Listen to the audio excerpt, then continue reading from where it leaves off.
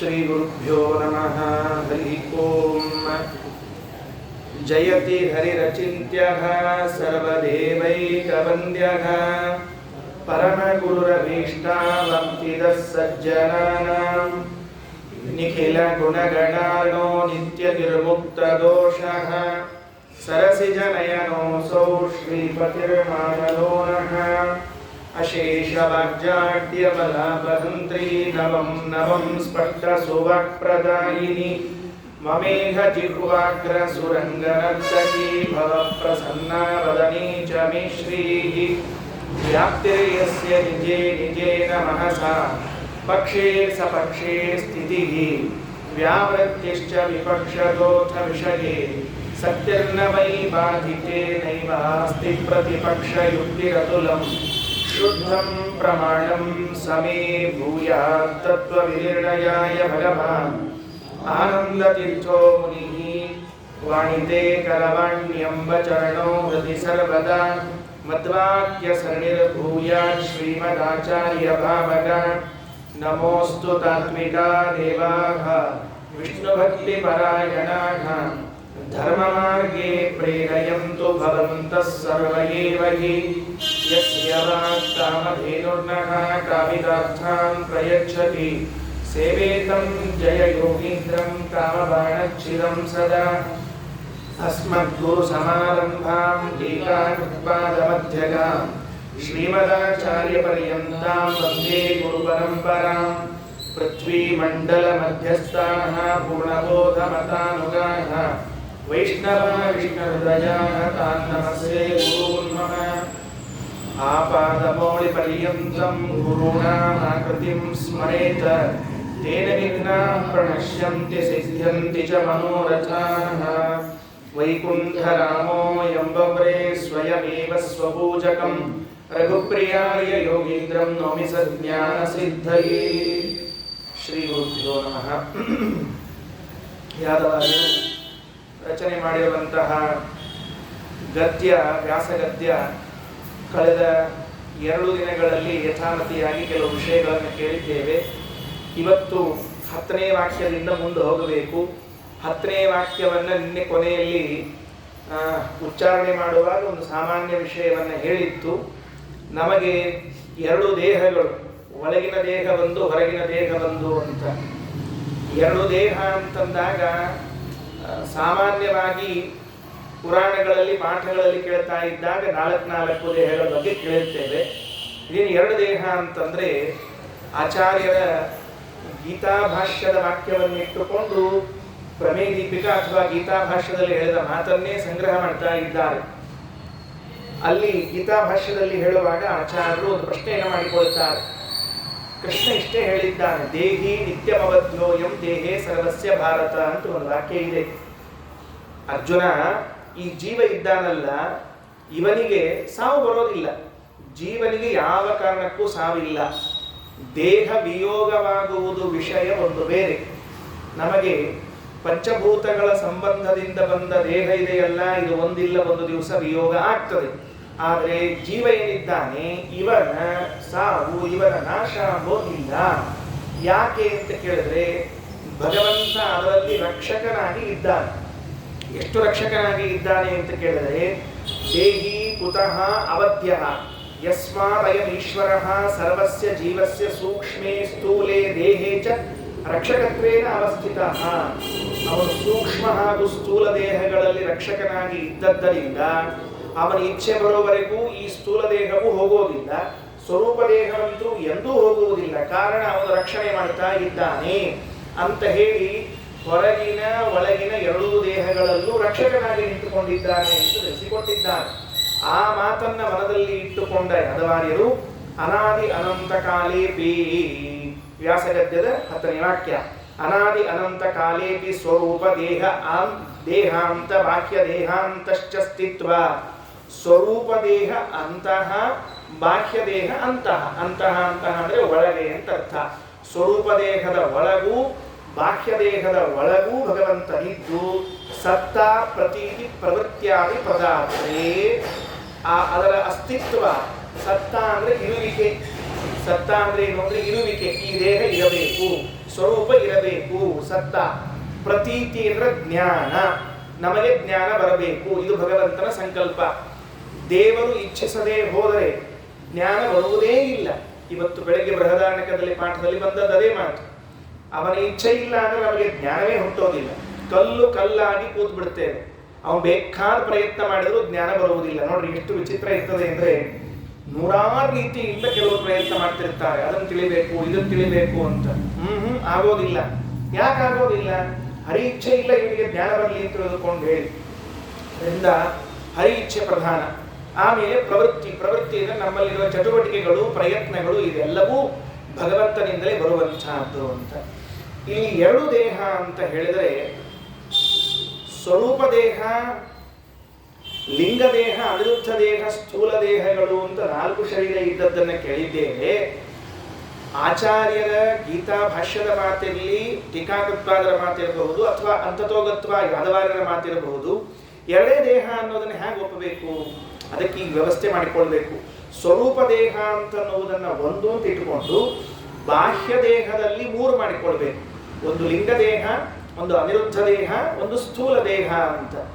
ಒಂದರಲ್ಲಿ ಒಂದೇ ವಿಭಾಗ. ಸ್ವರೂಪ ದೇಹ ಎಂಬುದು ಒಂದೇ. ಅಲ್ಲಿ ಸ್ವರೂಪ ದೇಹ ಅಂದ್ರೆ ಬೇರೆ ಏನಿಲ್ಲ ಅಲ್ಲ, ನಾವೇ ಸ್ವರೂಪ, ನಾವೇ ದೇಹ. ಸ್ವರೂಪ ಜೀವನ ಸ್ವರೂಪವೇ ಜೀವನಿಗೆ ದೇಹವಾಗಿದೆ. ಜೀವ ಪ್ರತ್ಯೇಕ, ದೇಹ ಪ್ರತ್ಯೇಕ ಅಂತಲ್ಲ. ಜೀವನೇ ಸ್ವರೂಪ, ಸ್ವರೂಪವೇ ಜೀವ, ಜೀವವೇ ದೇಹ. ಇದು ಸ್ವರೂಪ ದೇಹ. ಎರಡನೇದ್ರಲ್ಲಿ ಬಾಹ್ಯ ದೇಹ ಅಂತನ್ನುವಾಗ ಅನಿರುದ್ಧ ದೇಹ, ಲಿಂಗ ದೇಹ, ಸ್ಥೂಲ ದೇಹಗಳು ಅದೆಲ್ಲ ಹೇಗಿದೆ ಅಂತಂದ್ರೆ ಒಂದಕ್ಕೆ ಒಂದಕ್ಕೆ ಆವರಕವಾಗಿವೆ, ಕವರ್ ಇದ್ದಂತೆ ಇದೆ. ಸ್ವರೂಪ ದೇಹದ ಮೇಲೆ ಅನಾದಿ ಕಾಲದಿಂದ ಆವರಕವಾಗಿರುವಂತಹದ್ದು ಯಾವುದು? ಲಿಂಗ ದೇಹ. ಈ ಲಿಂಗ ದೇಹಕ್ಕೆ ನಾಶ ಇಲ್ಲ. ಭಾರಿ ವಿಚಿತ್ರ. ಪ್ರತಿಸರ್ತಿ ಪುರಾಣ ಕೇಳ್ತಿರ್ತೀವಿ ಲಿಂಗ ದೇಹ ಅದ ಅಂತ ತಿಳ್ಕೊಂಡು ಹೇಳಿ.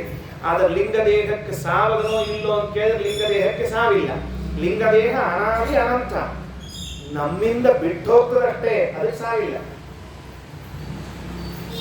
ಇದೇ 2ನೇ ಅಧ್ಯಾಯದ ಭಗವದ್ಗೀತೆಯಲ್ಲಿ ನಾಸತೋ ವಿದ್ಯತೆ ಭಾವ ನಾಭಾವೋ ವಿದ್ಯತೆ ಸತಃ ಉಭಯೋರಪಿ ದೃಷ್ಟೋಂತಹ ಅನಯೋಹೋ ತತ್ವದರ್ಶಿವಿಹಿ ಎನ್ನುವ ವಾಕ್ಯಕ್ಕೆ ಆಚಾರ್ಯರು ವಿವರಣೆ ಕೊಡ್ತಾರೆ. ಯಾವುದ್ರ ಬಗ್ಗೆ ಹೇಳ್ತಿದ್ದೀನಿ ಸ್ವಲ್ಪ ಸೂಕ್ಷ್ಮವಾಗಿ ಗಮನಿಸ್ಕೊಳ್ರಿ. ಸ್ವರೂಪ ದೇಹಕ್ಕೆ ಮರಣವೇ ಇಲ್ಲ, ಅದು ಸಾಯುವುದೇ ಇಲ್ಲ. ಸ್ವರೂಪ ದೇಹ ಸತ್ತು ಹೋಗೋದು ಅಂದ್ರೆ ನಾನೇ ಹೊರಟು ಹೋದಂತೆ, ನನ್ನ ಅಸ್ತಿತ್ವವೇ ಹೊರಟು ಹೋದಂತೆ. ಇಲ್ಲವೇ ಇಲ್ಲ, ಬಿಟ್ಬಿಡ್ರಿ, ಸ್ವರೂಪ ದೇಹ ಬಿಡ್ಲಿ, ಅದಿರಲಿ, ಹಾಗೆ ಇರಲಿ. ಎರಡನೇದ್ದಾಗಿರುವುದು ಸ್ವರೂಪ ದೇಹದ ಮೇಲೆ ಆವರಕವಾಗಿರುವಂತಹ ಲಿಂಗ ದೇಹ. ಆ ಲಿಂಗ ದೇಹವೂ ಕೂಡ ಪ್ರಕೃತಿಯಿಂದ ನಿರ್ಮಾಣಗೊಂಡದ್ದಾದ್ದರಿಂದ, ಅಂದ್ರೆ ಅನಾದಿಯಾದ ಪ್ರಕೃತಿಯ ಸಂಬಂಧವೇ ಅದರಲ್ಲಿರುವಂತಹದ್ದರಿಂದ, ಪ್ರಕೃತಿಗೆ ನಾಶವಿಲ್ಲವಾದದ್ದರಿಂದ ಲಿಂಗ ದೇಹಕ್ಕೂ ನಾಶ ಇಲ್ಲ. ಅನಿರುದ್ಧ ದೇಹ ಅಂದ್ರೆ ಏನು, ಅದು ಹೆಂಗೆ ನಾಶ ಆಗ್ತದೆ, ಅದು ಹೆಂಗೆ ಬರ್ತದೆ ಅಂಬೋದು ಮುಂದಿನ ಚಾಪ್ಟರ್. ಸ್ಥೂಲ ದೇಹ ಅಂಬೋದು ಈಗ ನಮ್ಮ ಕಣ್ಣಿಗೆ ಕಾಣುವಂತಹದ್ದು. ಇದೇನು ನಮ್ಮ ನಿಮ್ಮ ಕಣ್ಣಿಗೆ ಕಾಣಿಸುವಂತಹ ದೇಹಗಳಿದೆ, ಇದು ಪಂಚಭೂತಗಳಿಂದ ನಿರ್ಮಾಣವಾದದ್ದು. ಇದಕ್ಕೆ ಭೂತಾನಾಂ ಸಂಪ್ರಯೋಗಶ್ಚ ಜನಿರಿತ್ತೇವ ಪಂಡಿತೈಹಿ ಮಹಾಭಾರತದಲ್ಲಿ ಹೇಳುವಾಗ 5 ಭೂತಗಳನ್ನ ಕೂಡಿಕೊಂಡು ಹುಟ್ಟುಕೊಂಡು ಬಂದ ಹುಟ್ಟು, 5 ಭೂತಗಳನ್ನ ಸ್ಥೂಲವಾದ ಭಾಗಗಳನ್ನು ಬಿಟ್ಟು ಸೂಕ್ಷ್ಮವಾದ ಭಾಗವನ್ನು ತೆಗೆದುಕೊಂಡು ಹೋದ ಸಾವು, ಇದು ಮುಗಿದೋದು. ಹಾಗಾದ್ರೆ ಈ ಅನಿರುದ್ಧ ದೇಹದ ಒಳಗಿರುವ ಲಿಂಗ ದೇಹ ಇದೆಯಲ್ಲ, ಇದು ಹೇಗಾಗತ್ತೆ ಅಂತ ಕೇಳಿದಾಗ ಆಚಾರ್ಯರು ಅಲ್ಲೇ ಗೀತಾ ಭಾಷೆಯಲ್ಲಿ ವ್ಯಾಖ್ಯಾನ ಮಾಡುವಾಗ ಅರ್ಜುನ ಪ್ರಶ್ನೆ ಕೇಳ್ತಾನೆ, ಸ್ವಾಮಿ ಜೀವ ನಿತ್ಯ ನಿತ್ಯ ಅಂತ ಹೇಳ್ತಾ ಇದ್ದಿ, ನಿತ್ಯರಾದವರು ಇನ್ಯಾರಾದರೂ ಇದ್ದಾರ? ಯಾಕಂದ್ರೆ ಕೇಳಬೇಕಾಗ್ತಿತ್ತು ನೋಡ್ರಿ, ಯಾರಾದರೂ ನಿತ್ಯರಾದವರು ಇದ್ದಾರೆ ಅಂತ ಹೇಳಿದ್ರೆ ಅವರಂತೆ ಇವರು ನಿತ್ಯ ದೃಷ್ಟಾಂತ ಕೊಡ್ಬೇಕು ನಮಗೆ. ಯಾರಿದ್ದಾರೆ? ಪರಮಾತ್ಮ ಅಂತ ನಾನಿದ್ದೇನೆ, ಪ್ರಕೃತಿ ಇದೆ, ಅವ್ಯಾಕೃತಾಕಾಶ ಇದೆ, ವರ್ಣಗಳಿವೆ. ನಮ್ಮ ಸಿದ್ಧಾಂತದಲ್ಲಿ 50 ಅಕ್ಷರಗಳು ನಿತ್ಯ. ಅ ಆ ಇ ಈ ಉ ಊ ಯಾವ ಅಕ್ಷರಗಳಿಗೂ ಸಾವಿಲ್ಲ. ಎಲ್ಲ ಅಕ್ಷರಗಳು ನಿತ್ಯ, ವ್ಯಾಪ್ತ, ಅವ್ಯಾಕೃತಾಕಾಶ ತುಂಬ. ಅವ್ಯಾಕೃತಾಕಾಶ ನಿತ್ಯ, ಭಗವಂತ ನಿತ್ಯ, ಮಹಾಲಕ್ಷ್ಮಿ ನಿತ್ಯ, ಜಡ ಪ್ರಕೃತಿ ನಿತ್ಯ ಅಂತ ಹೇಳ್ತಾರೆ. ಹಾಗಾದ್ರೆ ಜಡ ಪ್ರಕೃತಿ ನಿತ್ಯ ಅಂತ ಅನ್ನುವಾಗ ಲಿಂಗ ದೇಹ ಏನಿದೆಯಲ್ಲ ಇದು ಕೂಡ ಜಡ ಪ್ರಕೃತಿಯ ಒಂದಂಶ, ಅದು ಕೂಡ ನಾಶವಾಗುವುದಿಲ್ಲ. ಏನಾಗ್ತದೆ? ಮುಕ್ತಿಯೋಗ್ಯರಾದವರು ವಿರಜಾನದಿ ಸ್ನಾನವನ್ನ ಮಾಡಿದಾಗ ಇವನ ಮೇಲೆ ಅಂಟಿರುವಂತಹ ಲಿಂಗ ದೇಹ ದೂರ ಹೋಗ್ತದೆ ಹೊರತಾಗಿ ಅದು ನಾಶ ಆಗುವುದಿಲ್ಲ, ಹರಿದುಕೊಂಡು ಹಾಗೆ ಹೋಗ್ತಿರ್ತದೆ. ದೇವರು ಎಂಥ ಕರುಣಾಮೂರ್ತಿ, ನಿಜವಾಗಿ ಹೇಳ್ತೀನಿ. ನಮ್ಮ ಮೇಲೆ ಹತ್ತಿರುವ ಅನಾದಿ ಕಾಲದ ಲಿಂಗದೇಹವನ್ನ ಹೊರಸರಿಸಬೇಕು ಅನ್ನೋದಕ್ಕೆ ಅವನು ಬೆಳೆದುಕೊಳ್ತಾನಂತೆ. ಅವನ್ಯಾಕೆ ಬೆಳೆದುಕೊಂಡ? ಎಂದೂ ದೇವರು ಬೆಳೆದುಕೊಳ್ಳೋ ಅವಶ್ಯಕತೆ ಇಲ್ಲಿ. ಇನ್ನೇನು ಕೆಲವು ಗರ್ಭಗುಡಿಗಳು ಹಿಂಗಿರ್ತಾವ ಅಂದ್ರೆ ಅಕ್ಷರಶಃ ದೇವರು ಬೆಳೆದುಕೊಂಡೇ ಬಿಡ್ತಾನೆ. ಅವನ ಗೀತಾರು ಹೇಳಲ್ಲ, ಗರ್ಭಗುಡಿ ಹೆಂಗಿರ್ತ ಹೇಳ್ರಿ, ಯದ್ಗತ್ವಾ ನನಿವರ್ತಂತೆ ತದ್ಧಾಮ ಪರಮಂ ಮಮ. ಒಮ್ಮೆ ಪೂಜಾರಿ ಅರ್ಚಕ ಒಳಗೆ ಗರ್ಭಗುಡಿ ಒಳಗೆ ಹೋದ ಅಂದ್ರೆ ತಿರುಗಿ ಬರಂಗಿಲ್ಲ ಅಂದ್ರೆ ಅಲ್ಲೇ ಉಸಿರುಗಟ್ಟಿ ಹೋಗ್ತಾರಂತ ಅನ್ಸೋದಕ್ಕ. ಅಷ್ಟು ಸಣ್ಣ ಸಣ್ಣ ಗರ್ಭಗುಡಿ ಕಟ್ಟಬಾರದು, ಚೆನ್ನಾಗಿ ಪ್ರಶಸ್ತ ಒಳಗೆ ಅನ್ನಕ್ಕೆ ಕೂಡ್ಲಿಕ್ಕೆ ಬರೋಂಗಿರಬೇಕು. ಹಾಗಾದ್ರೆ ಭಗವಂತನ ಮನೆಗೆ ಹೋಗಬೇಕು ಅನ್ನುವುದಕ್ಕಾಗಿ ದೇವರೇನ್ ಮಾಡಿದ್ದಾನೆ, ತಾನು ಬೆಳೆದುಕೊಂಡಂತೆ ಶುಭ ಸ್ವೇದಾಪಳೆನಿಸಿ ರಮಾಂಬತ ಬ್ರಹ್ಮಾಪರೋಕ್ಷಿಗಳಾದವರ ಲಿಂಗಾಂಗ ಕಳಿಸುವಳು. ಜಗನ್ನಾಥದಾಸರ ವಾಕ್ಯ ಹುಚ್ಚು ಬಿಡಿಸ್ತದೆ. ಹರಿಕಥಾಮೃತ ಸುಮ್ಮನೆ ಓದ್ತಿದ್ರೆ ರೋಮಾಂಚನ ಆಗೋಗ್ತದೆ. ಎಷ್ಟು ಜನ್ಮಗಳು ಎತ್ತಿ ಬಂದರೂ ಅದು ಒಂದು ಅರ್ಥ ಮಾಡಿಕೊಳ್ಳಿಕ್ಕೆ ಆಗೋದಿಲ್ಲ, ಅಷ್ಟು ಅದ್ಭುತವಾದ ಗ್ರಂಥ. ಶುಭ ಸ್ವೇದಾಪಳೆನಿಸಿ ರಮಾಂಬತ ಬ್ರಹ್ಮಾಪರೋಕ್ಷಿಗಳಾದವರ ಲಿಂಗಾಂಗ ಕಳಿಸುವಳು ಅಂತ ತಿಳಿಸಿಕೊಟ್ಟಿದ್ದಾರೆ. ಆ ಬೆವರಿನ ರೂಪ ಇದೆಯಲ್ಲ, ದೇವರಿಂದ ಬಂದ ಬೆವರಿನ ರೂಪ, ಅದು ಮಹಾಲಕ್ಷ್ಮಿ ಸ್ವರೂಪ, ಅದುವೇ ವಿರಜಾನದಿ.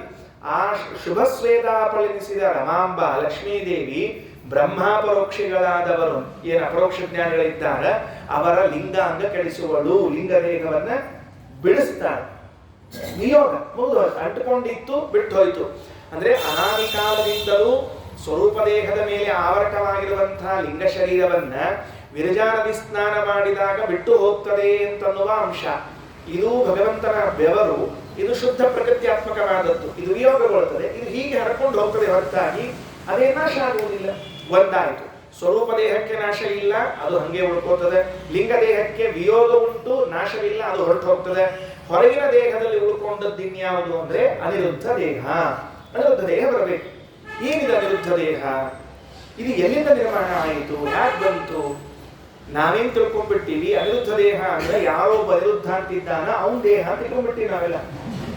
ಅನಿರುದ್ಧಾಚಾರ ದೇಹ, ಅನಿರುದ್ಧ ದೇಹ, ನಮ್ಮ ಅನಿರುದ್ಧ ಕಾಕ ಅಂತಿದ್ದ, ಅನಿರುದ್ಧ ಕಾಕನ ದೇಹ ಯಾವುದಲ್ಲ, ಬಹಳ ಕಠಿಣದಲ್ಲಿ.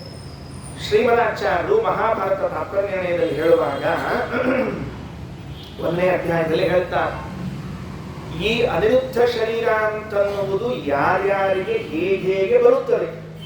ಇಬ್ಬರು ವ್ಯಾಖ್ಯಾನಕಾರರು, ಒಬ್ಬರು ಜನಾರ್ದನ ಭಟ್ಟರು, ಇನ್ನೊಬ್ಬರು ವರದಾಸ್ವಾಮಿಗಳು. ಇವರಿಬ್ಬರ ಮಾತನ್ನು ಇಟ್ಟುಕೊಂಡು ಅನಿರುದ್ಧ ದೇಹದ ಬಗ್ಗೆ ಒಂದೆರಡು ಪರಿಚಯವನ್ನು ಕೊಡ್ತಿದ್ದೇನೆ.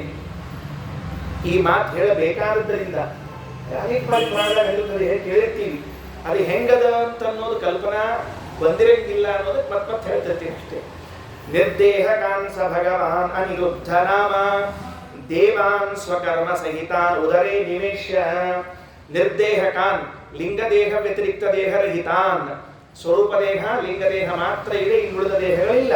ಅಂಥವರನ್ನ ಸ ಭಗವಾನ್ ಅನಿರುದ್ಧ ನಾಮ, ಅನಿರುದ್ಧ ರೂಪಿಯಾದ ಪರಮಾತ್ಮ ಸ್ವಕರ್ಮ ಸಹಿತಾನ್ ಉದರೇ ನಿವೇಶ್ಯ, ತಮ್ಮ ತಮ್ಮ ಅನಾದಿ ಕರ್ಮಗಳಿಂದ ಕೂಡಿದ ಅವರನ್ನ ತನ್ನ ಹೊಟ್ಟೆಯಲ್ಲಿ ಇಟ್ಟುಕೊಂಡು, ಅನಿರುದ್ಧ ರೂಪಿ ಪರಮಾತ್ಮ ಇಟ್ಟುಕೊಂಡು ಅವರನ್ನ ಹೊಟ್ಟೆಯಲ್ಲಿ ಇಟ್ಟುಕೊಂಡ.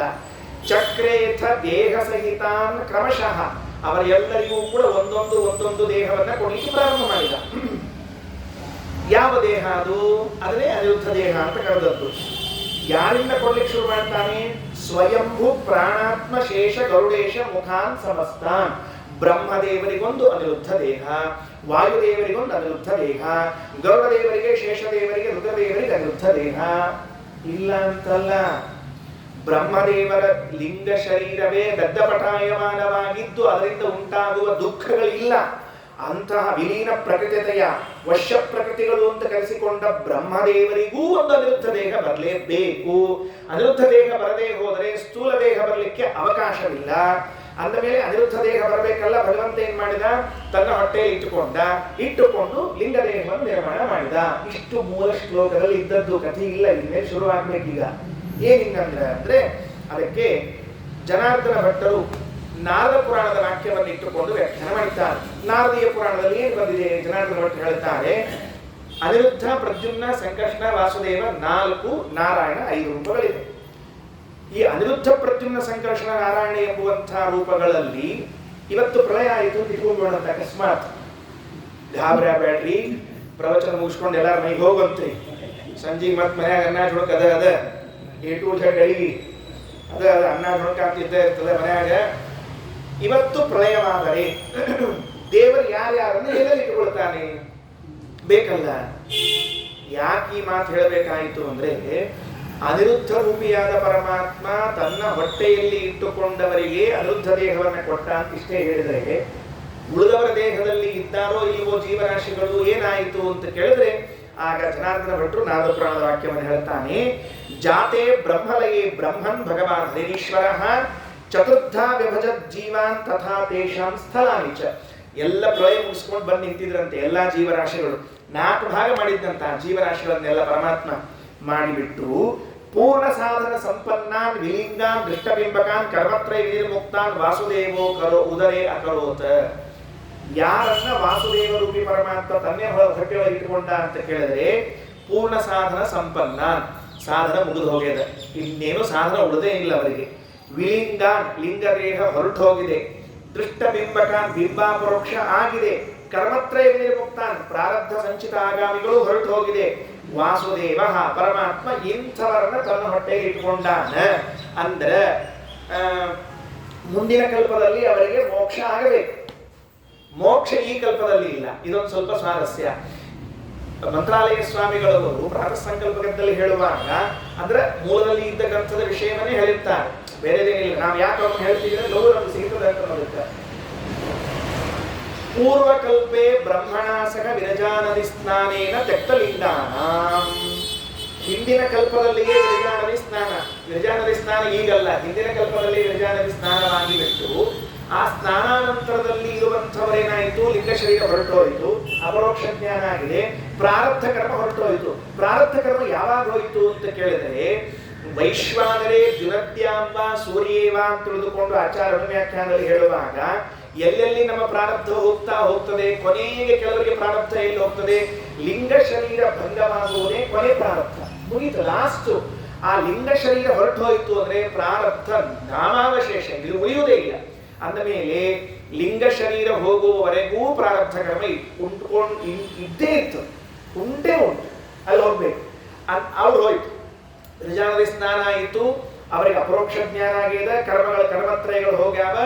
ಇಂಥವರನ್ನ ವಾಸುದೇವ ತನ್ನ ಹೊಟ್ಟೆಯೊಳಗೆ ಇಟ್ಕೋತಾನೆ. ಅವ ಮೂಲ ರೂಪದ ನಾರಾಯಣನಲ್ಲಿ ಸೇರ್ಕೊಂಡ್ಬಿಡ್ತಾನೆ. ಇನ್ನು ಎರಡನೇ ಇತ್ತು ಪ್ರಾರಬ್ಧ ಶೇಷಿನಃ. ಇನ್ನೊಂಚೂರು ಪ್ರಾರಬ್ಧ ಉಳ್ಕೊಂಡದಲ್ಲಿ ಪ್ರಾರಬ್ಧ ಶೇಷಿನಃ ಅಂದ್ರೆ ಸಂಚಿತ ಆಗಾಮಿಗಳು ಇಲ್ಲವೇ ಇಲ್ಲ, ಹೊರಟೋಗ್ಬಿಟ್ಟದ, ಪ್ರಾರಬ್ಧ ಮಾತ್ರ ಉಳ್ಕೊಂಡದ. ಏಕಿಂಚಿತ್ ಊನಶ್ಚ ಸಾಧನೆ, ಇನ್ನೊಂಚೂರು ಸಾಧನೆ ಕಡಿಮೆ ಅದ.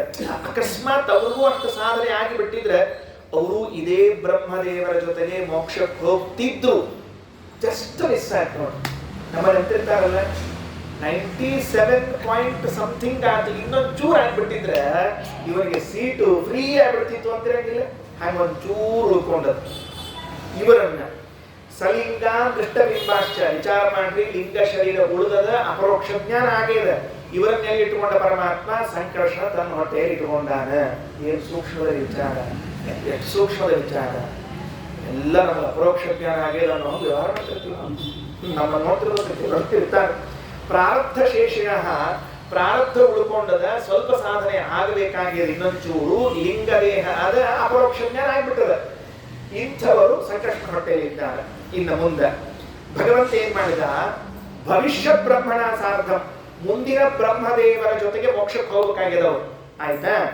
ಯೇಷಾಂ ತಾನ್ ಸರ್ವಾನ್ ಅನಿರುದ್ಧಸ್ಯ, ಅಂಥವರೆಲ್ಲರನ್ನೂ ಕೂಡ ಅನಿರುದ್ಧ ರೂಪಿ ಪರಮಾತ್ಮ ತನ್ನ ಹೊಟ್ಟೆಯೊಳಗೆ ಇಟ್ಕೊಂಡ.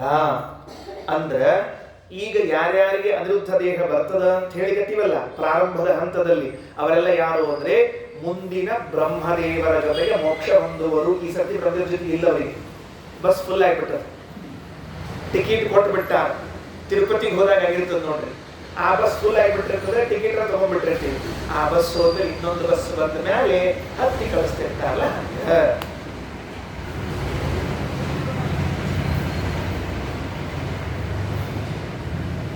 ಆಮೇಲೆ ನಿತ್ಯ ಸಂಸಾರಿಗಳು ಅಂತ ಇದ್ದಾರಲ್ಲ, ದೀರ್ಘ ಸಂಸಾರಿನ, ಅವರೆಲ್ಲ ಉಪಮತ್ತ, ಅವರನ್ನ ಪ್ರದ್ಯುಮ್ನ ತನ್ನ ಹೊಟ್ಟೆಯಲ್ಲಿ ಇಟ್ಟುಕೊಂಡಾನ. ಪ್ರದ್ಯುಮ್ನ ಹೊಟ್ಟೆಯಲ್ಲಿ ಇದ್ದವರು ನಿತ್ಯ ಸಂಸಾರಿಗಳು. ಆಮೇಲೆ ಇನ್ನು ಮುಂದಿನ ಸಲ ಬರುವಂಥವ್ರು ಅನಿರುದ್ಧನಲ್ಲಿರುವಂಥವ್ರು, ಶೇಷದೇವ ಸಂಕರ್ಷಣದಲ್ಲಿ ಹೊಟ್ಟೆಯಲ್ಲಿರುವಂಥವ್ರು, ಇನ್ನ ಪ್ರಾರಬ್ಧ ಕರ್ಮವಂತೂ ಉಳ್ಕೊಂಡದ, ಸಾಧನ ಪೂರ್ಣ ಆಗಿಲ್ಲ, ಲಿಂಗದೇಹ ಬಂದ ಆಗಿಲ್ಲ, ಅಪರೋಕ್ಷರ ಆಗಿಬಿಟ್ಟದ. ಇಂಥವರು ಅದೇ ಆಚಾರ್ಯ ಎಲ್ಲಾರನ್ನೂ ಹೇಳಿದ್ರಿ. ಪೂರ್ವ ಮುಕ್ತ, ಹಿಂದಿನ ಕಲ್ಪದಲ್ಲಿ ಮುಕ್ತರಾದವ್ರನ್ನ ಹೇಳಲೇ ಇಲ್ಲಲ್ಲ ನೀವು. ಅಂದ್ರೆ ಮೂಲ ರೂಪದ ನಾರಾಯಣ ಇದ್ದಾನಲ್ಲ, ಅವ ತನ್ನ ಹೊಟ್ಟೆಯೊಳಗೆ ಇಟ್ಕೊಂಡು ಕೂತಾನ. ಬರೀತಾರೆ ಏನದು, ಚತುರ್ವ್ಯೂಹಾತ್ಮಕ ವಟಪತ್ರ ಪುಟೇಯಸ್ತು ಸಂಶೇಷೆ ಹರಿರೀಶ್ವರ. ವಟಪತ್ರದ ಮೇಲೆ ಮಲಗಿರುವಂತಹ ಹರಿ ಇದ್ದಾನಲ್ಲ, ಅವನು ಕೇವಲಂ ಉದರಸ್ಥಃ ಪೂರ್ವ ಮುಕ್ತಿಯುತ ಜನಾಃ. ಹಿಂದಿನ ಕಲ್ಪದಲ್ಲಿ ಮುಕ್ತರಾದವರೆಲ್ಲ ಇದ್ದಾರಲ್ಲ, ಅವರಿದ್ದಾರೆ. ಸರಿ ಆಚಾರ, ನಾವು ಕೇಳಿದ್ದು ಅನಿರುದ್ಧ ದೇಹ, ನೀವು ಇಷ್ಟೆಲ್ಲ ಯಾಕೆ ಹರವರ್ ಮಾಡಿದ್ದೆ? ಪ್ರಶ್ನೆ ಬರ್ತೀವಿ ಮತ್ತೆ ಅಲ್ಲಿ ಬರ್ಬೇಕ್ರಿ, ಮೂಲ ಪ್ರಶ್ನೆಗೆ ಬರಬೇಕು. ಹಂಗಾರೆ ವಿಚಾರ ಮಾಡ್ರಿ. ವಾಸುದೇವನ ಹೊಟ್ಟೆಯಲ್ಲಿ ಇದ್ದಾರಲ್ಲ, ಅವರಿಗೆ ಅನಿರುದ್ಧ ದೇಹ ಬರೋದಿಲ್ಲ. ಆಮೇಲೆ ನಾರಾಯಣನ ಹೊಟ್ಟೆಯಲ್ಲಿ ಇದ್ದಾರಲ್ಲ, ಅವರಿಗೆ ಅನಿರುದ್ಧ ದೇಹ ಬರೋದಿಲ್ಲ. ಯಾಕಂದ್ರೆ ಇವರು ಪೂರ್ವ ಮುಕ್ತರು, ಅವರು ಈಗ ಅಧುನಾ ಮುಕ್ತರು. ಇನ್ನು 3 ಮಂದಿ ಉಳ್ಕೊಂಡ್ರು. ಯಾರವರು? ಅನಿರುದ್ಧನ ಶರೀರದಲ್ಲಿ ಇದ್ದವರು, ಪ್ರದ್ಯುಮ್ನ ಶರೀರದಲ್ಲಿ ಇದ್ದವರು, ಸಂಕರ್ಷಣ ಶರೀರದಲ್ಲಿ ಇದ್ದವರು. ಈ ಮೂವರಿಗೂ ಕೂಡ ಭಗವಂತ ಅನಿರುದ್ಧ ದೇಹವನ್ನ ಕೊಡುತ್ತಾನೆ. ಏನ್ ಹಂಗಂದ್ರೆ ಅದಕ್ಕೆ ವಾದರಾಜ ಸ್ವಾಮಿಗಳು ಬರೀತಾರೆ. ಏನ್ ಬರೀತಾರೆ ವ್ಯಾಖ್ಯಾನದಲ್ಲಿ? ಅನಿರುದ್ಧಸ್ತು ಇದಾನಿ ಅನಂತಾನಂತ ಜೀವಾನಾಂ ಸ್ವಶಕ್ತೈವ. ಅನಿರುದ್ಧ ರೂಪಿ ಪರಮಾತ್ಮ ತನ್ನ ಸಾಮರ್ಥ್ಯದಿಂದಲೇನೆ ಸ್ತ್ರೀ ನಿರಪೇಕ್ಷಾಂ ಶಬ್ದ ಹಾಕ್ತಾರಲ್ಲ ಸ್ವಾಮಿಗಳು. ಅನಿರುದ್ಧ ದೇಹ ನಮಗೆ ಬರಬೇಕಾದರೆ ಮಹಾಲಕ್ಷ್ಮಿಯ ಸಂಪರ್ಕವಿಲ್ಲ, ಮಹಾಲಕ್ಷ್ಮಿ ಸಂಬಂಧ ಇಲ್ಲ. ಮಹಾಲಕ್ಷ್ಮಿಯ ಜೊತೆಗೆ ಭಗವಂತ ಸೇರಿ, ಗಂಡ ಹೆಂಡತಿ ಸೇರಿ ಸಂತಾನವನ್ನ ಪಡೆದಂತೆ ನಮ್ಮನ್ನ ಅನಿರುದ್ಧ ಲಕ್ಷ್ಮೀ ದೇವಿಯ ಜೊತೆಗೆ ಸೇರಿಕೊಂಡು ಅನಿರುದ್ಧ ದೇಹ ನಿರ್ಮಾಣ ಮಾಡುವುದಿಲ್ಲ. ಮತ್ತೆ ಎಲ್ಲಿ ಮಾಡ್ತಾನೆ ಅನಿರುದ್ಧ ದೇಹವನ್ನ ಅಂದ್ರೆ ಸ್ವದೇಹೇ. ಭಗವಂತನ ಹೊಟ್ಟೆಯೊಳಗೆ ಎಷ್ಟು ಜಾಗ ಅದ ಅಂತಂದ್ರೆ, ತನ್ನ ಹೊಟ್ಟೆಯೊಳಗೆ ತಾವೊಬ್ಬನೇ ಕೂತ್ಕೊಂಡು ನಮ್ಮನ್ನೆಲ್ಲ ನೋಡ್ತಿರ್ತಾನಂತ. ಹೋಗೇನಪ್ಪ ನೀನು, ಟೈಮ್ ಬಂತ ನಿಂದು ಸಂಸಾರಕ್ಕೆ ಬರೋದು ಅಂತ ಅನ್ಕೊಂಡು ಎಲ್ಲರಿಗೂ ಒಂದೊಂದೊಂದೊಂದು ಕವರ್ ಹಚ್ಚಿ ಕಳಿಸ್ತಿರ್ತಾನಂತ. ಯಾವುದದು? ಅನಿರುದ್ಧ ದೇಹ. ಅನಿರುದ್ಧ ರೂಪಿ ಪರಮಾತ್ಮನಿಂದ ನಿರ್ಮಾಣ ಮಾಡಿದ ದೇಹವಾದದ್ದರಿಂದ ಅದು ಅನಿರುದ್ಧ ದೇಹವೇ ಹೊರತಾಗಿ ಇನ್ಯಾವುದೂ ಅಲ್ಲ. ಇದರಿಂದ ಬರೀತಾರೆ ಏನದು? ಶುದ್ಧ ಪ್ರಕೃತ್ಯಂಶಿತ ಲಿಂಗ ಮಾತ್ರ ವರ್ಗ ಸೂಕ್ಷ್ಮ ದೇಹ ರೂಪಾಂ ಸೃಷ್ಟಿಂ ಸ್ವದೇಹಾಂತರೇವ ಕರೋತಿ. ಶುದ್ಧ ಪ್ರಕೃತಿ, ಆ ಅನಿರುದ್ಧ ದೇಹ ಅಂತ ಅನ್ನೋದಿದೆಯಲ್ಲ, ಇದು ಶುದ್ಧವಾದ ಪ್ರಕೃತಿಯ ಅಂಶದಿಂದ ನಿರ್ಮಾಣವಾದ ಜಡ ಶರೀರ. ಇದೇನು ಚೇತನ ಅಲ್ಲ, ಇದು ಭಗವಂತನ ದೇಹ ಅಲ್ಲ. ಇದು ಶುದ್ಧ ಜಡವಾದ ಶರೀರವನ್ನು ನಮ್ಮ ಜೊತೆಗೆ ಸೇರಿಸಿ ಕಳಿಸಿಬಿಡ್ತಾನೆ. ಅಂದ್ರೆ ಏನಾಯ್ತು? ಅನಿರುದ್ಧ ರೂಪಿ ಪರಮಾತ್ಮ ತನ್ನ ದೇಹದಲ್ಲಿ ಇದ್ದವರಿಗೆ, ಪ್ರದ್ಯುಮ್ನ ದೇಹದಲ್ಲಿ ಇದ್ದವರಿಗೆ, ಸಂಕರ್ಷಣ ದೇಹದಲ್ಲಿ ಇದ್ದವರಿಗೆ, 3 ಜನರಿಗೂ ಕೂಡ ಅವರವರ ಕರ್ಮ ಇದ್ದದರಿಂದ ಸ್ಥೂಲ ಶರೀರ ಬರಬೇಕಾದದ್ದರಿಂದಾಗಿ ಸ್ವರೂಪ ದೇಹ, ಲಿಂಗ ದೇಹ ಮಾತ್ರ ಇದೆ. ಅನಿರುದ್ಧ ದೇಹವನ್ನು ಸೇರಿಸಿ ಅವನ್ನ ಹೊರಗೆ ಹಾಕ್ತಾನೆ. ಆ ಅನಿರುದ್ಧ ದೇಹ ಇದು ಪ್ರಕೃತಿಯ ಅಂಶದಿಂದ ನಿರ್ಮಾಣವಾದದ್ದು. ಲಕ್ಷ್ಮೀ ಸಹಾಯವಿಲ್ಲದೆ ತನ್ನ ದೇಹದಲ್ಲಿಯೇನೆ ಇವನ್ನೆಲ್ಲವನ್ನ ಮಾಡಿ ಕಳಿಸ್ತಾನೆ. ಎಂದು ಹೋಗ್ತದೆ ಇದು? ಪ್ರತಿ ಪ್ರಳಯ ಕಾಲದಲ್ಲಿ ಹೋಗ್ತದೆ, ಪ್ರತಿ ಸೃಷ್ಟಿ ಕಾಲದಲ್ಲಿ ಬರ್ತದೆ. ಅನಿರುದ್ಧ ದೇಹ ಹೋಗೋದು ಯಾವಾಗ, ಬರೋದು ಯಾವಾಗ? ಸ್ವರೂಪ ಹೋಗಂಗಿಲ್ಲ, ಲಿಂಗ ವಿರಜಾಂತಿ ಸ್ನಾನಕ್ಕ, ಸ್ಥೂಲ ಪ್ರತಿಮರಣಕ್ಕ. ಅನಿರುದ್ಧ ದೇಹ ಹೋಗೋದು ಯಾವಾಗ ಅಂತ ಕೇಳಿದ್ರೆ ಪ್ರತಿ ಪ್ರಳಯದಲ್ಲಿ ಹೋಗಬೇಕು, ಪ್ರತಿ ಸೃಷ್ಟಿಯಲ್ಲಿ ಬರಬೇಕು. ಇಷ್ಟ ಕಾರ್ಯಕ್ರಮ ಅದ. ಏನೇನಾತೀಗ? ದೇಹಾಂತಹ ಬಾಹ್ಯಶ್ಚ, ಸ್ವರೂಪ ದೇಹದ ಒಳಗೂ ಭಗವಂತನಿದ್ದು ನೋಡಿಕೊಳ್ತಾನೆ, ಹೊರಗೂ ಅಂದಾಗ ಲಿಂಗ ಶರೀರ, ಅನಿರುದ್ಧ ಶರೀರ, ಸ್ಥೂಲ ಶರೀರ, ಈ 3 ಶರೀರಗಳಲ್ಲೂ ಭಗವಂತ ಇದ್ದು ಸ್ಥಿತ್ವ ಸತ್ತ ಪ್ರತೀತಿ ಪ್ರವೃತ್ಯಾದಿ ಪ್ರದಾತ್ರೇ ನಮಃ. ಮಹಾಭಾರತ ತಾತ್ಪರ್ಯದಲ್ಲಿ ಬಾಣಾಸುರನ ಜೊತೆಗೆ ಕೃಷ್ಣ ಯುದ್ಧ ಮಾಡಿ ಆದ ಮೇಲೆ ರುದ್ರದೇವರು ಬಂದು ನಿಂತಿರ್ತಾರೆ. ಯಾಕೆ ಹೇಳಿಕೊಟ್ಟಿದ್ದೀನಿ? ನಮ್ಮ ಅಸ್ತಿತ್ವ, ನಮ್ಮ ಅಸ್ತಿತ್ವ. ನಮ್ಮ ಅಂದ್ರೆ ಯಾರು? ಮಹಾಲಕ್ಷ್ಮಿಯಿಂದ ಪ್ರಾರಂಭ ಮಾಡಿಕೊಂಡು ತೃಣಜೀವದವರೆಗೆ ಯಾವಾಗಲೂ ನಮ್ಮ ಅಂದ್ರೆ ದೇವರನ್ನು ಬಿಟ್ಟು ಉಳಿದವರು ಅಂತ ಅರ್ಥ. ಎಲ್ಲರ ಸತ್ತ ಅಸ್ತಿತ್ವ ಅಂತ ಅನ್ನೋದು ಭಗವಂತನ ಅಧೀನ, ಭಗವಂತನ ಅಧೀನ. ಹೆಂಗ ಒಂದು ಕಥೆ ಗೊತ್ತಾಗಿತ್ತು. ಏನಾಯ್ತು? ಯುದ್ಧ ಅಂತ, ಬಾಣಾಸುರನ ಜೊತೆ ಯುದ್ಧ ಆಯ್ತು. ಕಥೆ ಭಾಳ ದೊಡ್ಡದ, ಕಟ್ ಮಾಡಿ ಹೇಳ್ತೀನಿ. ಸೆನ್ಸಾರ್ ಮಂಡಳಿಯವರು ಸೇರ್ಕೊಂಡಾದ್ರೆ ಕಟ್ ಮಾಡಿ ಹೇಳ್ತೀನಿ. ಯುದ್ಧ ಆಯಿತು. ಯುದ್ಧ ಆದ ಕೂಡಲೇ ಬಾಣಾಸುರ ರುದ್ರದೇವರ ಭಾರೀ ಭಕ್ತ. ರುದ್ರದೇವರಿಗೆ ನನ್ನ ಭಕ್ತರನ್ನ ಕೃಷ್ಣ ಸೋಲಿಸಿ ಬಿಟ್ನಲ್ಲ, ನಾನು ಕೊಟ್ಟ ವರ ಛೇ ಅಂತ ಹೇಳಿ ಯುದ್ಧಕ್ಕೆ ಬಂದು ನಿಂತ್ಬಿಟ್ಟ. ಕೃಷ್ಣ ಈ ಕಡೆ, ಆ ಕಡೆ ರುದ್ರದೇವರು. ಯುದ್ಧ ಆಗ್ತಾ ಇರುವಾಗ ಇನ್ನೇನು ರುದ್ರದೇವರು ಕೈಗೆ ಯಾತ ಯಶ ಶಿವತಮ ಶಿವಂ ಬಭೂವತೆ ಧನು ಶಿವ ಶರವ್ಯಾಯಾತ ವದಯಾನೋ ರುದ್ರಮೃಳಯ ಕೈಯಾಗಿ ಮಾಡಲು ಹಿಡ್ಕೊಂಡಿದ್ದ ರುದ್ರದೇವರು. ಸ್ವಯಂ ರುದ್ರ ಪ್ರಶ್ನೆ ಹೇಳ್ತಾ ಇದೆ, ನಮಸ್ತೆ ರುದ್ರ ಮನ್ಯವ ಭೂತೋತ ಇಷವೇ ನಮಃ. ಹೇ ರುದ್ರದೇವರೇ, ನಿಮ್ಮ ಕೈಯಲ್ಲಿದ್ದ ಬಾಣಗಳಿಗೆ, ನಿಮ್ಮ ಕೈಯಲ್ಲಿದ್ದ ಬಿಲ್ಲಗಳಿಗೆ, ನಿಮ್ಮ ಬತ್ತಳಿಕೆಗಳಿಗೆ ಒಂದು ನಮಸ್ಕಾರ. ಏನ್ ಚಂದಾದ ಮಂತ್ರ ಇದೆ ರುದ್ರ ಪ್ರಶ್ನದಲ್ಲಿ, ಬಹಳ ಚಂದ. ಬಿಲ್ಲು ಬಾಣಗಳನ್ನು ಹಿಡಿದು ಹೂಡಬೇಕು. ಕೃಷ್ಣ ಸುಮ್ಮನೆ ನೋಡಿದ ಅಷ್ಟೇ, ಏನಿಲ್ಲ, ಸುಮ್ಮನೆ ನೋಡಿದ ಅಷ್ಟೇ, ಬೇರೆ ಏನ್ ಮಾಡ್ಲಿಲ್ಲ. ಕೆಲವರು ಸುಮ್ಮನೆ ನೋಡ್ತಿರ್ತಾರೆ ನೋಡಿ, ಹಂಗೆ ಸುಮ್ಮನೆ ನೋಡಿದ ಅಂತ. ನೋಡಿದ ಕೂಡಲೇ ರುದ್ರದೇವರು ಹಿಂಗೆ ನಿಂತವ್ರು ಹಿಂಗೆ ನಿಂತು ಬಿಟ್ಟು ಏನು ಮಾಡ್ಲಿಕ್ಕೆ ಆಗ್ತಿಲ್ಲ. ಅವ್ರಂದ್ರು ಏನ್ ಫೆವಿಕಾಲ್ ಗಿವಿಕಾಲ್ ಅಂಟ್ಕೊಂಡ್ಬಿಡುತ್ತೋ ಏನ್ ಕೈಗೆ, ಏನ್ ಎತ್ಲಿಕ್ಕೆ ಬರಲ್ಲ ನನಗೆ ಅಂತ. ಹಿಂಗ ಅಳ್ಳಾಡ್ಲಿಕ್ಕೆ ಆಗಲ್ಲ, ಹಂಗ ಅಳ್ಳಾಡ್ಲಿಕ್ಕೆ ಆಗ್ತಿಲ್ಲ. ತಕ್ಷಣದಲ್ಲಿ ಬ್ರಹ್ಮದೇವರು ಕಾಣಿಸ್ಕೊಂಡ್ರು. ಏನ್ ನಡೆಸೀರಿ ರುದ್ರದೇವರೇ? ಯುದ್ಧ ಮಾಡಬೇಕು ಅಂತ ಇಟ್ಕೊಂಡಿನಿ. ಯಾರ ವಿರುದ್ಧ ಅಂದ್ರು, ಅದೇ ಈ ಕೃಷ್ಣನ ವಿರುದ್ಧ ಅಂತ. ಒಂದ್ ನಿಮಿಷ ಹಿಂಗೆ ನಿಂತರೆ ಸ್ಟ್ಯಾಚ್ಯೂ ಅಂದ್ರು, ನಿಲ್ಸಿದ್ರು. ಅವರನ್ನ ಒಂದು ರೂಪದಿಂದ ಭಗವಂತನ ಹೊಟ್ಟಿ ಒಳಗೆ ಕರ್ಕೊಂಡು ಹೋದ್ರು. ಎಲ್ಲಿ? ಯಾರ ಹೊಟ್ಟಿ ಒಳಗೆ? ಕೃಷ್ಣನ ಹೊಟ್ಟಿ ಒಳಗೆ. ನೆನಪಿಟ್ಕೊಳ್ರಿ, ಕೃಷ್ಣನ ಹೊಟ್ಟಿ ಒಳಗೆ ಹೋದ ಕೂಡಲೇ ಅಲ್ಲಿ ಬಿಲ್ವವನ ಅಂತ ಒಂದು ವನ. ಆ ಬಿಲ್ವವನದಲ್ಲಿ ರುದ್ರದೇವರ ಒಂದು ರೂಪ ತಪಸ್ಸು ಮಾಡ್ತಾ ಕೂತ್ಕೊಂಡಿದೆ.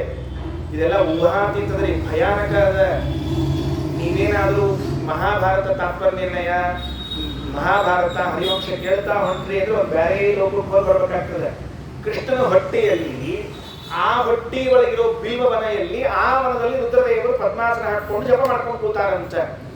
ಬ್ರಹ್ಮದೇವರು ರುದ್ರದೇವರು ಹೇಳಿದ್ರು, ಇದು ಯಾರು ಗೊತ್ತಾಗ್ತಿರೋ? ನಾನೇ ಅಂದ್ರು. ನೀನೇ ಇಲ್ಲಿ ಕೂತ್ ಅಲ್ಯಾಕೆ ಹೇಳಕ್ ನಿಂತಿ ಅಂದ್ರು. ಮತ್ ನಾ ಇಲ್ಯಾಕೆ ಕೂತೀನಿ ಅಂದ್ರು. ಕೈಲಾಸದಲ್ಲಿ ಕುಳಿತ್ರೆ ಯಾರಾದ್ರೂ ದುಷ್ಟರು ದಾಳಿ ಮಾಡಿ ತಪಸ್ಸು ಕೆಡಿಸ್ತಾರೆ ಅಂತ ತಿಳ್ಕೊಂಡು ಏಕಾಗ್ರ ಮನಸ್ಸಿನಿಂದ ತಪಸ್ಸು ಮಾಡಬೇಕು. ಇಲ್ಲಿ ಕೂತಿದ್ದೀರಿ ಭಗವಂತನ ಹೊಟ್ಟಿಯೊಳಗ. ಯಾಕ? ಈಗಿದ್ದ ಶಿವ ಪದವಿಯನ್ನ ಯಾರೂ ಕಸಿದುಕೊಳ್ಳಬಾರದು ಅನ್ನೋ ಉದ್ದೇಶದಿಂದ. ಹೆಂಗಂದ್ರೆ ಇಂದ್ರ ದೇವರ ಪದವಿನೆಲ್ಲ ಕಸ್ಕೊತಿರ್ತಾರೆ ಇಲ್ರಿ, ಅವ್ರು ಕಸ್ಕೊಂಡ್ರಿ ಇವ್ರು ಕಸ್ಕೊಂಡ್ರು ಕಥೆ ಕೇಳಿರ್ಲೋ. ಹಂಗೆ ಶಿವನ ಪದವಿಯನ್ನು ಯಾರು ಕಸ್ಕೊಳ್ಬಾರದು ಅಂದ್ರೆ ಶಿವನ ಪದವಿಯನ್ನು ಕಸ್ಕೊಳ್ಳುವಂಥವ್ರು ಇದ್ದಾರೆ. ಯಾಕೆ ಇದ್ದಾರೆ ಅಂದ್ರೆ, ರಾಮಾಯಣದಲ್ಲಿ ಶೂದ್ರರನ್ನ ಕೊಂದ ರಾಮಚಂದ್ರ ಅಂತ ಕಥೆ ಹೇಳ್ತಿರ್ತಾರಲ್ಲ, ಮಹಾ ಅಬದ್ಧ ಕಥೆ. ಅವನು ಶೂದ್ರ ಅಲ್ಲವೇ ಇಲ್ಲ ವಾಸ್ತವಿಕವಾಗಿ. ಜಂಘನಾಮ ಅಸುರ ಕಶ್ಚಿತ. ಜಂಘ ಎಂಬುವಂತಹ ಅಸುರ ಗಿರಿಜಾ ವರದಾನತಃ ಪಾರ್ವತೀ ದೇವಿ ಕಡೆ ವರ ತಗೊಂಡಿದ್ದಂತೆ. ದೀರ್ಘಾಯು ಅಭವತ, ನಾನು ರಕ್ತ ಸಾಯಿಬಾರ್ದು ನೋಡ್ರಿ, ಹಂಗೆ ವರ ಕೊಡ್ರಿ ಅಂತ ಹೇಳಿದ್ದ. ಪಾರ್ವತೀ ದೇವಿ ಪಾಪ, ಈ ಶಿವ ಪಾರ್ವತಿಯರು ಇಷ್ಟು ಕರುಣಾಮೂರ್ತಿಗಳು ಅಂದ್ರೆ, ಯಾರಾದ್ರೂ ಏನಾದ್ರು ವರ ಕೇಳಿದ್ರೆ ಹೂ ಅಂದ್ಬಿಡ್ತಿದ್ರು, ತಕ್ಷಣ ಕೊಟ್ಬಿಡ್ತಿದ್ರು, ತಗೊಳ್ರಿ ಏನ್ ಆರಾಮಿರಿ ಪಾಪ ಅಂತ. ಹಂಗ ಪಾರ್ವತೀ ದೇವಿಯ ಕಡೆಯಿಂದ ವರ ಪಡೆದಿರುವಂತಹ ಆ ಜಂಘನಾಮ ಎಂಬ ಅಸುರ ದೀರ್ಘಾಯು ಆಗಿ ಮತ್ತೆ ತಪಸ್ಸಿ ಕೂತಿದ್ದಂತ. ಯಾಕ ಅಂದ್ರ ಶಿವ ಪದವಿ ನನಗೆ ಬರಲಿ, ನಾನು ಪಾರ್ವತಿ ಗಂಡನಾಗಬೇಕು ಅಂತ ತಪಸ್ಸಿ ಕೊಟ್ಟಿದ್ದೆ. ರಾಮದೇವರಂದ್ರು, ಏನು ಎಲ್ಲ ನನ್ನ ಮಹಾಭಕ್ತ ವೈಷ್ಣವಾನಾಂ ಯಥಾ ಶಂಭು, ಅಂಥ ರುದ್ರ ಪದವಿಯನ್ನು ಕಸಗೊಳ್ತೀನಿ ಅಂತ ಹೊರಟೆ ಬಿಡ್ತೀನ ಅಂತ ಅವನ್ ತಲೆ ಹಾರಿಸಿದ್ದೆ ಹೊರತಾಗಿ ಈ ಶೂದ್ರವಾದ ಸಂಬಂಧ ಇಲ್ಲೇ ಇಲ್ರಿ. ಈ ಮುಂದಿನವ್ರು ಇವ್ರೆಲ್ಲ ಕಥೆ ಹಚ್ಚಿದವ್ರದನ್ನೆಲ್ಲ ಸುಮ್ಮನೆ ಜಾತಿ ಬಣ್ಣ ಕಟ್ಟೋದು ಅಂತ ಇರ್ತದಲ್ಲ, ಇಂಥವ್ರು ಕಟ್ತಿರ್ತಾರೆ. ಅದಕ್ಕೆ ನಮ್ಮ ಆಚಾರ್ಯ ಗ್ರಂಥಗಳನ್ನು ಓದ್ಬೇಕ್ರಿ, ಸರಿಯಾಗಿ ಓದಿದಾಗ ಮಾತ್ರ ತಿಳಿತದ. ಯಾಕೆ ಹೇಳಿತ್ತು? ಶಿವ ಪದವಿಯನ್ನು ಕಸಿದುಕೊಳ್ಳುವಂಥವ್ರು ಇದ್ದಾರೆ, ಹಂಗ ಹೋಗಬಾರದು ಅನ್ನೋದಕ್ಕಾಗಿ ಕೃಷ್ಣನ ಹೊಟ್ಟಿ ಒಳಗ ರುದ್ರದೇವರು ಕೂತ್ಕೊಂಡು ತಪಸ್ ಮಾಡ್ತಾ ಇದ್ದಾರೆ ಬಿಲ್ವವನದಲ್ಲಿ. ಬ್ರಹ್ಮದೇವ್ ಕರ್ಕೊಂಡು ಹೋದ್ರು. ನೋಡಿ ಏನ್ ಮುಂದೆ ಅಲ್ಯಾಕ್ ಸ್ಟಾಪ್ ಆಗಿ ಗೊತ್ತೇನು, ಅಲ್ಯಾಕ್ ಸ್ಟ್ಯಾಚ್ಯೂ ಆಗಿ ಗೊತ್ತೇನು, ಇಲ್ಲಿ ಮೂರ್ತಿ ಹೆಂಗ್ ನಿಂತದ್ ನೋಡು ಅಂದ್ರು. ನಿಶ್ಚಲ ಆಗಿಬಿಟ್ಟಿತ್ರಿ. ಇಲ್ಯಾಕೆ ನಿಶ್ಚಲ ಆಗಿತ್ತು ಅಂದ್ರೆ, ಒಳಗೆ ದೇವ್ರ ಸಂಕಲ್ಪ ಮಾಡಿದ್ದ ಈ ಮೂರ್ತಿ ಸುಮ್ ಕೂಡ್ಲಿ, ಈ ಸುಮ್ ಕೂತ್ಕೊಂಡು ಅದು ಸುಮ್ ಕೂತ್ಬಿಡ್ತು. ಎಲ್ಲ ರುದ್ರದೇವರು ಸ್ಟಾಪ್ ಆಗಿ ಹೋಗ್ಬಿಟ್ರು. ಅದಕ್ಕೆ ಆಚಾರ ಅಂತಾರ, ಈ ರುದ್ರದೇವರ ಅಸ್ತಿತ್ವ ಭಗವಂತನ ಅಧೀನ ಅಂತ ಇಷ್ಟ ತಿಳಿಬೇಡ್ರಿ. ಈದೃಶ ಅನಂತ ಸಂಖ್ಯಾನಾಂ ಶಿವಾನಾಂ, ಇಂತಹ ಅನಂತ ರುದ್ರದೇವರು ಬಂದ್ರೂ ಕೂಡ, ಓಹೋ ಹಂಗಾರ ರುದ್ರದೇವರ ಮೇಲೆ ನಿಮ್ಮ ವೈಷ್ಣವರಿಗೆಲ್ಲ ಕಟಾಕ್ಷರ ಕಾಣಿಸ್ತದೆ. ಬ್ರಹ್ಮಣಾಂ, ಶ್ರೀಮದಾಚಾರ್ಯ ಅಂತಾರ, ಅನಂತ ವಾಯುದೇವರು ಅನಂತ ಬ್ರಹ್ಮದೇವರು ಇದ್ರೂ ಕೂಡ ರಮಾಯಾಹ ಅಪಿ ಮುಗಿಸ್ಬಿಟ್ರು. ಲಕ್ಷ್ಮೀದೇವಿಯು ಕೂಡ ಯದ್ವೀಕ್ಷಾಂ ವಿನಾನ ಚಲಿತುಂ ಬಲಂ, ದೇವರು ಕಣ್ಣು ಹಾಯಿಸದೆ ಹೋದ್ರೆ ಅಳ್ಳಾಡ್ಲಿಕ್ಕೆ ಸಾಧ್ಯ ಇಲ್ಲ. ಅಂದ್ರೆ ಲಕ್ಷ್ಮೀದೇವಿ ಅನಾದಿ ಹೆಂಡತಿ, ಅನಾದ್ಯನಂತ ಕಾಲದಲ್ಲಿ ಇದ್ದವಳು ಒಬ್ಬಳೇ. ಅನಂತ ಬ್ರಹ್ಮ, ಅನಂತ ವಾಯುಗಳು, ಅನಂತ ಗರುಡದೇವರು, ಅನಂತ ಶೇಷ, ಅನಂತ ರುದ್ರದೇವರು ಕೂಡ ದೇವರ ದೃಷ್ಟಿ ಬೀಳದೆ ಹೋದ್ರೆ ಅಳಗಾಡ್ಲಿಕ್ಕೆ ಸಾಧ್ಯ ಇಲ್ಲ ಅಂದ ಮೇಲೆ ಏನ್ ಮಾತಾಡ್ತೀರಿ ಅಂತ ಕೆಲಸ. ಯಾಕೆ ಹೇಳ್ಬೇಕಾತ ಈ ಮಾತನ್ನ? ನ ಚ ಜ್ಞಾನಾದಯೋ ಭಾವಾಹ ನ ಚ ಅಸ್ತಿತ್ವಂ ಅಪಿ ಕ್ವಚಿತ. ದೇವರು ಇಚ್ಛೆ ಮಾಡಿದ ಇವತ್ತು ಲಕ್ಷ್ಮೀದೇವಿಯ ಅಸ್ತಿತ್ವ ಹೊರಟು ಹೋಗಲಿ ಅಂತ ಇಚ್ಛೆ ಮಾಡಿದ್ರೆ ಕ್ಷಣಾರ್ಧದಲ್ಲಿ ಲಕ್ಷ್ಮೀದೇವಿಯ ಅಸ್ತಿತ್ವ ಹೊರಟೋಯ್ತು. ಇವತ್ತು ವಾಯುದೇವರ ಅಸ್ತಿತ್ವ ಹೊರಟು ಹೋಗಲಿ ಅಂತ ಭಗವಂತ ಇಚ್ಛೆ ಪಟ್ಟರೆ ಕ್ಷಣಾರ್ಧದಲ್ಲಿ ಅಸ್ತಿತ್ವ ಹೊರಟೋಯ್ತು. ಇಲ್ಲವೇ ಇಲ್ಲ, ಶೂನ್ಯ. ವಾಯುದೇವರೇ ಇಲ್ಲ, ಬ್ರಹ್ಮದೇವರೇ ಇಲ್ಲ, ಲಕ್ಷ್ಮೀದೇವಿ ಇಲ್ಲ. ಇಂಥ ಮಹಾ ಸಮರ್ಥನಾಗಿದ್ದಾನೆ ನಮ್ಮ ಸ್ವಾಮಿ. ಅದಕ್ಕೆ ಯಾದವಾರರು ಬರೆದಿರುವಂತಹ ವಾಕ್ಯ ಅನಾದಿ ಅನಂತ ಕಾಲೇಪಿ ಸ್ವರೂಪ ದೇಹಾಂತಃ ಬಾಹ್ಯ ದೇಹಾಂತಶ್ಚ ಸ್ಥಿತ್ವ ಸತ್ತಾ ಪ್ರತೀತಿ ಪ್ರವೃತ್ತಿಯಾದಿ ಪ್ರದಾತ್ರೇ ನಮಃ. ಮುಂದೆ ಹೋಗೋಣ ಅಂತ ಬಹಳ ಹಿಂಗ ಹೇಳ್ಬಿಟ್ಟೆ ಅಂದ್ರೆ ಆನಂದಾಚಾರ ಅಂತಾರ, ಒಂದು ವಾರದಾಗ ವ್ಯಾಸಗತ್ತೆ ಹೇಳಿ ಮುಗಿಸ್ರಿ ಅಂತ ಹೇಳಿದ್ದೆ ಆಚಾರ್ಯಗೆ. 4 ವಾಕ್ಯ ಮುಗಿಸ್ಲಿಲ್ಲ ಆಚಾರ. ಇಲ್ಲ, ಏನು ಎಷ್ಟಾಗ್ತಷ್ಟು ತಿಳಿಸ್ಬಿಡೋದು ಕೆಲಸ ಪ್ರಧಾನವಾಗಿ. ಈಗ ನೋಡ್ರಿ, ಅಂದ್ರೆ ಒಂದೊಂದು ವಾಕ್ಯಗಳು ಎಲ್ಲವೂ ಒಂದಾ ಸುಧಾ ವಾಕ್ಯ, ಇಲ್ಲ ತತ್ವಪ್ರಕಾಶಕ, ಇಲ್ಲ ಬ್ರಹ್ಮಸೂತ್ರ, ಎಲ್ಲ ಅದೇ ವಾಕ್ಯಗಳು. ನಾನು ಅರ್ಜೆಂಟ್ ಮಾಡಿ ಮುಂದೆ ಹೋಗ್ಬಿಟ್ರೆ ನಮ್ಮ ಆಚಾರ ಒಂದು ಸೂತ್ರ ಹೇಳ್ತಿರ್ಬೇಕ್ರಿ. ನಮ್ಮ ಗುರುಗಳು ಮುಂಡ್ರಿ ಆಚಾರ ಒಂದು ಸೂತ್ರ ಹೇಳ್ತಿರ್ಬೇಕು. ಝೋಂತಹ ಅಂತ ಒಂದು ಸೂತ್ರದಲ್ಲಿ ಪಾಣಿನಿ ಒಂದು ಸೂತ್ರ ಬರಲ್ಲ, ಝೋಂತಹ ಅಂತ. ಝೋಂತಹ ಸೂತ್ರಕ್ಕೆ ಅರ್ಥ ಏನು ಅಂತ ಕೇಳಿದ್ರೆ ವ್ಯಾಖ್ಯಾನ ಬರೆದವರು ಸ್ಪಷ್ಟ ಬಂದು ಹೋಗ್ಬಿಟ್ರೆ ಏನು ಬರೀಲ್ಲ. ಯಾಕಂದ್ರೆ ಝೋಂತಸ್ಯ ಝೋಂತ ಏವ ಅರ್ಥ ಅಂತ ಮ್ಯಾಲಿನ ಸೆಂಟೆನ್ಸ್ ಏನು ನೋಡ್ರಿ, ಕೆಳಗೆ ಅದೇ ಸೆಂಟೆನ್ಸ್ ಬರೆದಿಟ್ಬಿಟ್ರೆ ಕೆಲವರು ವ್ಯಾಖ್ಯಾನ ತಿಳ್ಕೊಂಡ್ಬಿಟ್ಟಾರೆ. ಅರ್ಥ ಅಂತೀನಿ ಹೇಳಿದ್ದು, ಮ್ಯಾಲಿನ ಸೂತ್ರ ಝೋಂತಹ ಅಂತದ, ಕೆಳಗೂ ಝೋಂತಹ ಅಂತ ಬರೆದು ಹೋಗ್ಬಿಡೋದು, ಅಂದ್ರೆ ಮುಗಿತ್ ವ್ಯಾಖ್ಯಾನ ಆತು ಅಂತ ಅರ್ಥ. ಝೋಂತಸ್ಯ ಝೋಂತ ಏವ ಅರ್ಥ ಯಜ್ಞಜಂತೋ ಝೋಂತ ಇಷ್ಯತೆ ಶ್ಲೋಕ ಹೇಳಿರ್ಬೇಕು ನಮ್ಮ ಆಚಾರ. ಅದರಿಂದ ಹಂಗೆ ತಿಳಿಸಿದ್ರೆ ಈ ವಾಕ್ಯಗಳ ಅರ್ಥ ಆಗೋದಿಲ್ಲ ಎಂಬುದಕ್ಕೆ ಸ್ವಲ್ಪ ವಿವರಣೆ ಮಾಡ್ತಿದ್ದೀನಿ. ಅನಿವಾರ್ಯ, ನಿಮಗೆ ಬೇರೆ ದಾರಿ ಇಲ್ಲ. ಯಾಕಂದ್ರೆ ಒಂದು ವಾರ ಇವ್ರು ಹೇಳಿಸ್ಲಿಕ್ಕತ್ತಾರ, ನಿಮಗೆ ನಡುವೆ ಧೋಲಿ ಬರೋದಿಲ್ಲ. ಮಂಗಳಾರತಿ ಆಗೋ ತನಕ ಮಂತ್ರಾಕ್ಷರ ಆಗೋ ತನಕ ಧೋಲಿ ಬರಂಗಿಲ್ಲ. ಅದಕ್ಕೆ ಮುಂದಿನ ವಾಕ್ಯ ಸರ್ವಸ್ವಾಮಿನೇ ನಮಃ. ಮುಂದಿನ ವಾಕ್ಯ ಏನು? ಭಗವಂತನು ಎಲ್ಲದಕ್ಕೂ ಸ್ವಾಮಿಯಾಗಿದ್ದಾನೆ. ಏನ್ ಹಂಗಂದ್ರೆ ಎಲ್ಲದಕ್ಕೂ ಸ್ವಾಮಿಯಾಗಿದ್ದಾನೆ ಅಂದ್ರೆ ಭಗವಂತ ಎಲ್ಲದಕ್ಕೂ ಸ್ವಾಮಿ. ನಾವು ಸಾಮಾನ್ಯವಾಗಿ ಮಮ ಸ್ವಾಮಿ ಹರಿರ್ನಿತ್ಯಂ ಸರ್ವಸ್ಯ ಪತಿರೇವಚ ಅನ್ನುವಂತಹ ವಾಕ್ಯಗಳನ್ನು ಕೇಳ್ತಾ ಇರ್ತೇವೆ. ಯಾದವಾರರು ಒಂದೇ ವಾಕ್ಯ ಬರೀತಾರೆ, ಸರ್ವಸ್ವಾಮಿನೇ ನಮಃ, ಎಲ್ಲದಕ್ಕೂ ಸ್ವಾಮಿಯಾಗಿದ್ದಾನೆ ಪರಮಾತ್ಮ ಅಂತ. ಒಂದು ಸೂತ್ರ ಇದೆ. ಏನು ಸೂತ್ರ ಇದೆ ಅಂದರೆ ಬ್ರಹ್ಮಸೂತ್ರದಲ್ಲಿ 4ನೇ ಅಧ್ಯಾಯದಲ್ಲಿ ಹೇಳುವಾಗ ಓಂ ಆತ್ಮೇತಿ ತೂಪಗಚ್ಚಂತಿ ಗ್ರಾಹಯಂತಿ ಚ ಓಂ ಅನ್ನುವಂತಹ ಸೂತ್ರ. ನಮ್ಮ ಆಚಾರ್ಯರು ಎಷ್ಟು ಅದ್ಭುತವಾದ ವ್ಯಾಖ್ಯಾನ ಮಾಡ್ತಾರೆ ಅದಕ್ಕೆ ಅಂದರೆ, ಅದಕ್ಕೆ ಭುವನಾದ್ಭುತ ಮಧ್ವಚೇಷ್ಟಿತಂ ನವದೇವಾಪಿ ಸುರಾಯುಷಾಮಯಂ ಸಾಧ್ಯವೇ ಇಲ್ಲ. ಯಾರಾದರೂ ಗುರುಗಳ ಕಡೆಗೆ ಪಾಠಕ್ಕೆ ಹೋದ್ರು ಅಂತ ಇಟ್ಕೊಳ್ರಿ. ಫಾರ್ ಎಕ್ಸಾಂಪಲ್ ನನ್ನ ಹತ್ರ ಯಾರಾದರೂ ಪಾಠಕ್ಕೆ ಬಂದರು ಅಂತ ಇಟ್ಕೊಳ್ರಿ. ನಾವು ಹೇಳೋ ಶೈಲಿ ನೋಡಿದ್ಮೇಲೆ ನಮ್ಮ ಹತ್ರ ಪಾಠಕ್ಕೆ ಬರಬಾರ್ದು ಅಂತ ಕೆಲವು ಸಂಕಲ್ಪ ಮಾಡ್ಕೊಂಡಿರ್ತಾರೆ. ಈ ಆಚಾರ ಬೇಡ ಬೇಡ ಕಟ್ಟ ಅಂತ ಹೇಳಿ ಅಕಸ್ಮಾತ್ ಬಂದರು ಅಂತ ಇಟ್ಕೊಳ್ರಿ ಪಾಠಕ್ಕೆ. ಮೊದಲು ಅವರ ಹತ್ರ ಪ್ರತಿಜ್ಞೆ ಮಾಡಿಸ್ಕೋಬೇಕಂತ. ಏನ್ ಪ್ರತಿಜ್ಞೆ ಮಾಡಿಸ್ಕೋಬೇಕು? ಆತ್ಮೇತಿ ತೂಪಗಚ್ಚಂತಿ ಗ್ರಾಹಯಂತಿ ಚ. ನಾನು ನೋಡಪ್ಪ ಶಿಷ್ಯ, ನಾನು ಭಗವಂತನನ್ನ ಸ್ವಾಮಿ, ಮಮ ಸ್ವಾಮಿ, ಸರ್ವಸ್ವಾಮಿ ಎಂದು ಉಪಾಸನಾ ಮಾಡ್ತೀನಿ. ನೀನು ಹಾಗೆ ಉಪಾಸನಾ ಮಾಡುತ್ತಿದ್ರೆ ಮಾತ್ರ ನನ್ನ ಬಳಿ ಪಾಠಕ್ಕೆ ಬಾ. ನೀನು ಸರ್ವಸ್ವಾಮಿ ಮಮ ಸ್ವಾಮಿ ಅಂತ ಉಪಾಸನಾ ಮಾಡದೆ ಹೋದರೆ ಭಗವಂತನನ್ನ ನನ್ನ ಹತ್ರ ಪಾಠ ಕೇಳಬೇಡ. ಇದು ಪ್ರತಿಜ್ಞಾನಿಧಿ. MBBS ಆಗುವಾಗ, ಲಾ ಓದುವಾಗ ಕೋಟ್ ಹಾಕೊಂಡು ಹಿಂಗೆ ಕೈ ಹಿಡಿದು ಪ್ರತಿಜ್ಞೆ ಮಾಡ್ತಿರ್ತಾರಿಲ್ಲೋ, ನಾವು ಇದನ್ನ ಮಾಡ್ತೀವಿ ಅಂತ ತಿಳ್ಕೊಂಡು ಹೇಳಿ. ಇದು MLA MP ಗಳು ಪೇಪರ್ ಹಿಡ್ಕೊಂಡು ಓದ್ತಿರ್ತಾವ ನೋಡ್ರಿ, ಅವಕರ ಓದಿ ಬರ್ತಿರಂಗಿಲ್ಲ, ಇದು ಓದಿಸಿ ಬಿಡಿಸ್ತುವುದಿಲ್ಲ. ರಾಜ್ಯಪಾಲರು ಹೇಳ್ತಿರ್ತಾರೆ ಓದ್ತಿರ್ತಾವಲ್ಲ, ಹಂಗೊಂದು ಪ್ರತಿಜ್ಞಾ ವಿಧಿ ಅದ ನಮ್ಮಲ್ಲಿ. ಆತ್ಮೇತಿ ಉಪಗಚ್ಚಂತಿ. ನನ್ನ ಜನ್ಮದಲ್ಲಿ ನಾನು ನನ್ನ ಉಸಿರಿರೋವರೆಗೂ ಕೂಡ ಭಗವಂತನನ್ನ ಸ್ವಾಮಿ ಅಂತ ಉಪಾಸನೆ ಮಾಡ್ತೀನಿ, ಸ್ವಾಮಿ ಅಂತ ಉಪಾಸನೆ ಮಾಡ್ತೀನಿ. ನನ್ನ ಬಳಿ ಪಾಠಕ್ಕೆ ಬರುವ ನೀನು ಭಗವಂತನನ್ನ ಸ್ವಾಮಿ, ಸರ್ವಸ್ವಾಮಿ ಅಂತ ಉಪಾಸನಾ ಮಾಡಿದ್ರೆ ಮಾತ್ರ ಪಾಠಕ್ಕೆ ಬಾ, ಪ್ರವಚನಕ್ಕೆ ಬಾ. ಸ್ವಾಮಿ ಅಂತ ಉಪಾಸನಾ ಮಾಡ್ಲಿಕ್ಕೆ ಆಗೋದಿಲ್ಲ ನನ್ನ ಕಡೆಯಿಂದ ಅಂದ್ರೆ ನಿನಗೆ ನಾನು ಪಾಠ ಹೇಳೋದಿಲ್ಲ ಅಂತ ಹೇಳಬೇಕಂತ.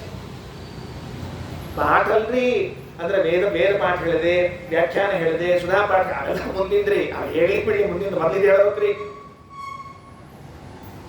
ಅಂದ್ರೆ ಸರ್ವಸ್ವಾಮಿತ್ವ ಉಪಾಸನೆ ಎಷ್ಟು ಮಹತ್ವದ. ಯಾಕಂದ್ರೆ ಮುಂದಿನ ವಾಕ್ಯಗಳಲ್ಲಿ ಹೇಳುವಾಗ ಭಗವಂತನಲ್ಲಿರುವಂತಹ ಚತುರ್ಗುಣ ಉಪಾಸನೆ ಮಾಡುವಂಥವ್ರು ನಾವು. ಸತ್ ಚಿತ್ ಆನಂದ ಆತ್ಮ. ಅದರಲ್ಲಿ ನಾವು ಸಚ್ಚಿತ್ ಮೂರಲ್ಲ, ಆತ್ಮ ಅನ್ನುವಂತಹ ಒಂದೇ ಗುಣ ಉಪಾಸನೆ ಮಾಡುವಂಥವ್ರು ಅಂತ ಮುಂದಿನ ಭಾಗಗಳೆಲ್ಲ ಬರ್ತದೆ. ಅದಕ್ಕಾಗಿ ಸ್ವಾಮಿತ್ವೋಪಾಸನ ಅಂತನ್ನುವುದು ಅತ್ಯಂತ ಅವಶ್ಯ. ಸರ್ವಸ್ವಾಮಿನೇ ನಮಃ. ಭಗವಂತನ ಹಾಗೆ ಉಪಾಸನ ಮಾಡಬೇಕಂತೆ. ಸ್ವಾಮಿ ಅಂದ್ರೆ ಏನು? ಯಾರನ್ನ ಸ್ವಾಮಿ ಅಂತ ಕರೀತಾರ? ಸ್ವಂ. ಸ್ವಾಮಿ ಅದಲ್ಲ, ಅದರಲ್ಲಿ ಸ್ವಂ ಅಂದ್ರೆ ಪದಾರ್ಥಗಳು, ತನ್ನ ವಸ್ತುಗಳು. ಯಥೇಷ್ಟ ವಿನಿಯೋಗಕರ್ತ. ತನ್ನ ವಸ್ತುವನ್ನ ಹೇಗೆ ಬೇಕು ಹಾಗೆ ವಿನಿಯೋಗ ಮಾಡ್ತಿದ್ರೆ ಅವನನ್ನು ಸ್ವಾಮಿ ಸ್ವಾಮಿ ಅಂತ ಕರಿಬೇಕಂತ. ಹೋಗೋ ಹೋಗು ಬಾ ಕೂಡೋ ಹಿಂಗಂದ್ರೆ ಅವ ಸ್ವಾಮಿ. ಹೋಗು ಅಂತ ಕೂಡಿ ಇವನ್ನ ಎತ್ತು ಹೊರಗೆ ಹಾಕೊಡೋದು. ಕೆಲವರು ಇರ್ತಾರೆ ನೋಡ್ರಿ, ಹೋಗು ಅಂತ ಹೌದಾ ಎತ್ತು ಹೊರಗೆ ಹಾಕೋದು ಹೊರಗೆ ಹಾಕ್ಬಿಡ್ತಾರೆ. ನಮ್ಮ ಮನ್ಯಾಗ 1,000 ಸರ್ತಿ ಬಾ ಬಾ ಬಾ ಅಂತ ಕರಿತಿರ್ತೀವಿ, ಬರೋದಿಲ್ಲ, ಯಾರು ಬರೋದಿಲ್ಲ. ಯಾಕಂದ್ರೆ ನಮ್ಮ ಸ್ವಾಮಿತ್ವ ಅಷ್ಟು ಗಟ್ಟಿದೆ. ನಮ್ಮ ಸ್ವಾಮಿತ್ವ ಎಷ್ಟು ದೃಢವಾಗಿದೆ ಅಂದ್ರೆ ಮನೆಯೊಳಗೆ 1,000 ಸರ್ತಿ ಬಾ ಬಾ ಬಾ ಅಂದ್ರೆ ಬರೋದಿಲ್ಲ. ಅಕಸ್ಮಾತ್ ಇದೇ ಶಬ್ದವನ್ನ ದೇವರಿಗೆ ಹೇಳಿದ್ರೆ ಅವ್ ಬಂದ್ಬಿಡ್ತಿದ್ನೋ ಏನೋ. ಬಾಬಾ ಬಂದ್ಬಿಡ್ತಿಲ್ಲ. ಮನೆಯಾಗಿದ್ದವ್ರು ಯಾರು ಬರೋದಿಲ್ಲ, ಮಗ ಬರೋದಿಲ್ಲ.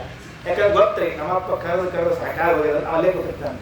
ಇನ್ನು ಉಳಿದವ್ರದಂತೂ ಕೇಳೋ ಪ್ರಶ್ನೆ ಇರಂಗೇ ಇಲ್ಲ, ಯಾರ ಬಗ್ಗೆ ಮಾತಾಡಬಾರ್ದು ನಾವು. ಹಿಂಗಿದ್ದಾಗ ಸರ್ವಸ್ವಾಮಿನೇ ನಮಃ ಅಂತಂದ್ರೆ ನಮಗೆ ಯಾರು ಬರೋರು ಯಾರು ಹೋಗೋರು? ಯಥೇಷ್ಟ ವಿನಿಯೋಗಕರ್ತ. ಒಂದು ವಸ್ತುವನ್ನ ಎತ್ತಿ ನಾನು ಯಾರಿಗಾದ್ರೂ ಕೊಟ್ರೆ ನೋ ಅಬ್ಜೆಕ್ಷನ್. ಇದು ಸ್ವಾಮಿತ್ವ. ಯಾರು ಮಾತ್ರ ಅದೇ ಕೊಟ್ರಿ ನಮಗೊಂದು ಮಾತು ಹೇಳ್ಬೇಕು ಬೇಡ ಅಂತ ಅಂದ್ರೆ ಕಲಾಸ್, ನೀವು ಸ್ವಾಮಿತ್ವ ಸತ್ತು ಹೋತು ಅಂತ ಅರ್ಥ. ಅದಕ್ಕೆ ಮೊದಲೇ ಮನೆಯಾಗ ವ್ಯವಸ್ಥೆ ಮಾಡ್ಕೊಂಡಿರ್ತಾರೆ. ಎಲ್ಲರಿಗೂ ಕೇಳಿ ಕೊಡ್ಲೋದಿಲ್ಲೋ ಅವೆಲ್ಲ ಕೊಡ್ರಿ ಕೊಡ್ರಿ, ಯಾಕಂದ್ರೆ ಇನ್ನೇನು ಉಪಯೋಗ ಕೊಡೋದಿಲ್ಲ, ಕೊಡ್ರಿ ಕೊಡ್ರಿ ಅಂತ ಹೇಳ್ತಾರೆ. ಏನ್ರ ಊರಿಗೆ ಮಠ ಗಿಟ್ಟ ಬರ್ತಿರ್ತದೆ, ಕಾರ್ಯಕ್ರಮ ಅಂತ ಇರ್ತಾವ. ಸೊ ಫಂಡ್ ಗಿಂಡ ಇಸ್ಕೊಂಬರೋಣ, ಏನೋ ಪಟ್ಟಿ ಮಾಡೋದು ಇರ್ತಾವ್ರಿ, ಹೋಗಿ ಇಸ್ಕೊಂಬರೋಣ ಅಂತ ಹೋದಾಗ ಮನ್ಯಾಗ ಸೌಂಡ್ ಬರ್ತಿರ್ತಾವ. ಆಚಾರ ಬಂದ್ರು ಅಂತ ತಿಳ್ಕೊಂಡು ಹೇಳಿ ಅಂತ ಹೇಳಿರ್ತಾರೆ. ಅಷ್ಟಕ್ಕೆ ಅರ್ಥ ಆಗ್ತದೆ ಅವ್ರಿಗೆ. ಹೂಂ ಫಟ್ ಸ್ವಾಹ ಅಂಬೋ ಮಂತ್ರಗಳೆಲ್ಲ ಕಲ್ತ್ಬಿಟ್ಟಿರ್ತಾರ. ಅದರಿಂದ ತಿಳ್ಕೊತಾರ ನಾವೇನ್ ಕೊಡ್ಬೇಕಾದ್ರೆ ಒಂದ್ಸಲ ಕೇಳಿ ಕೊಡ್ಬೇಕು ಅಂತ ಗೊತ್ತಾಗಿರ್ತದೆ. ಈ ನಮ್ಮ ಸ್ವಾಮಿತ್ವ ಎಷ್ಟದ ಅಂತ ಅರ್ಥ ಆಗ್ತದೆ. ಇಂಥ ಸ್ವಾಮಿತ್ವಗಳಿಲ್ಲ. ಯಥೇಷ್ಟ ವಿನಿಯೋಗಕರ್ತ. ಮನಸ್ಸಿಗೆ ಬಂದಂತೆ ಕೊಟ್ರೆ ಸ್ವಾಮಿ. ದೇವರು ಸರ್ವಸ್ವಾಮಿ. ಯಾಕೆ? ಜಗತ್ತಿನಲ್ಲಿದ್ದ ಎಲ್ಲಾ ಪದಾರ್ಥಗಳನ್ನು ತನಗೆ ಹೇಗೆ ಬೇಕೋ ಹಾಗೆ ವಿನಿಯೋಗ ಮಾಡಬಲ್ಲನಾದ್ರಿಂದ ಅವನ್ನೇ ಕರೀತಾರೆ ಸರ್ವಸ್ವಾಮಿನೇ ನಮಃ ಅಂತ ಕರೀತಾರೆ.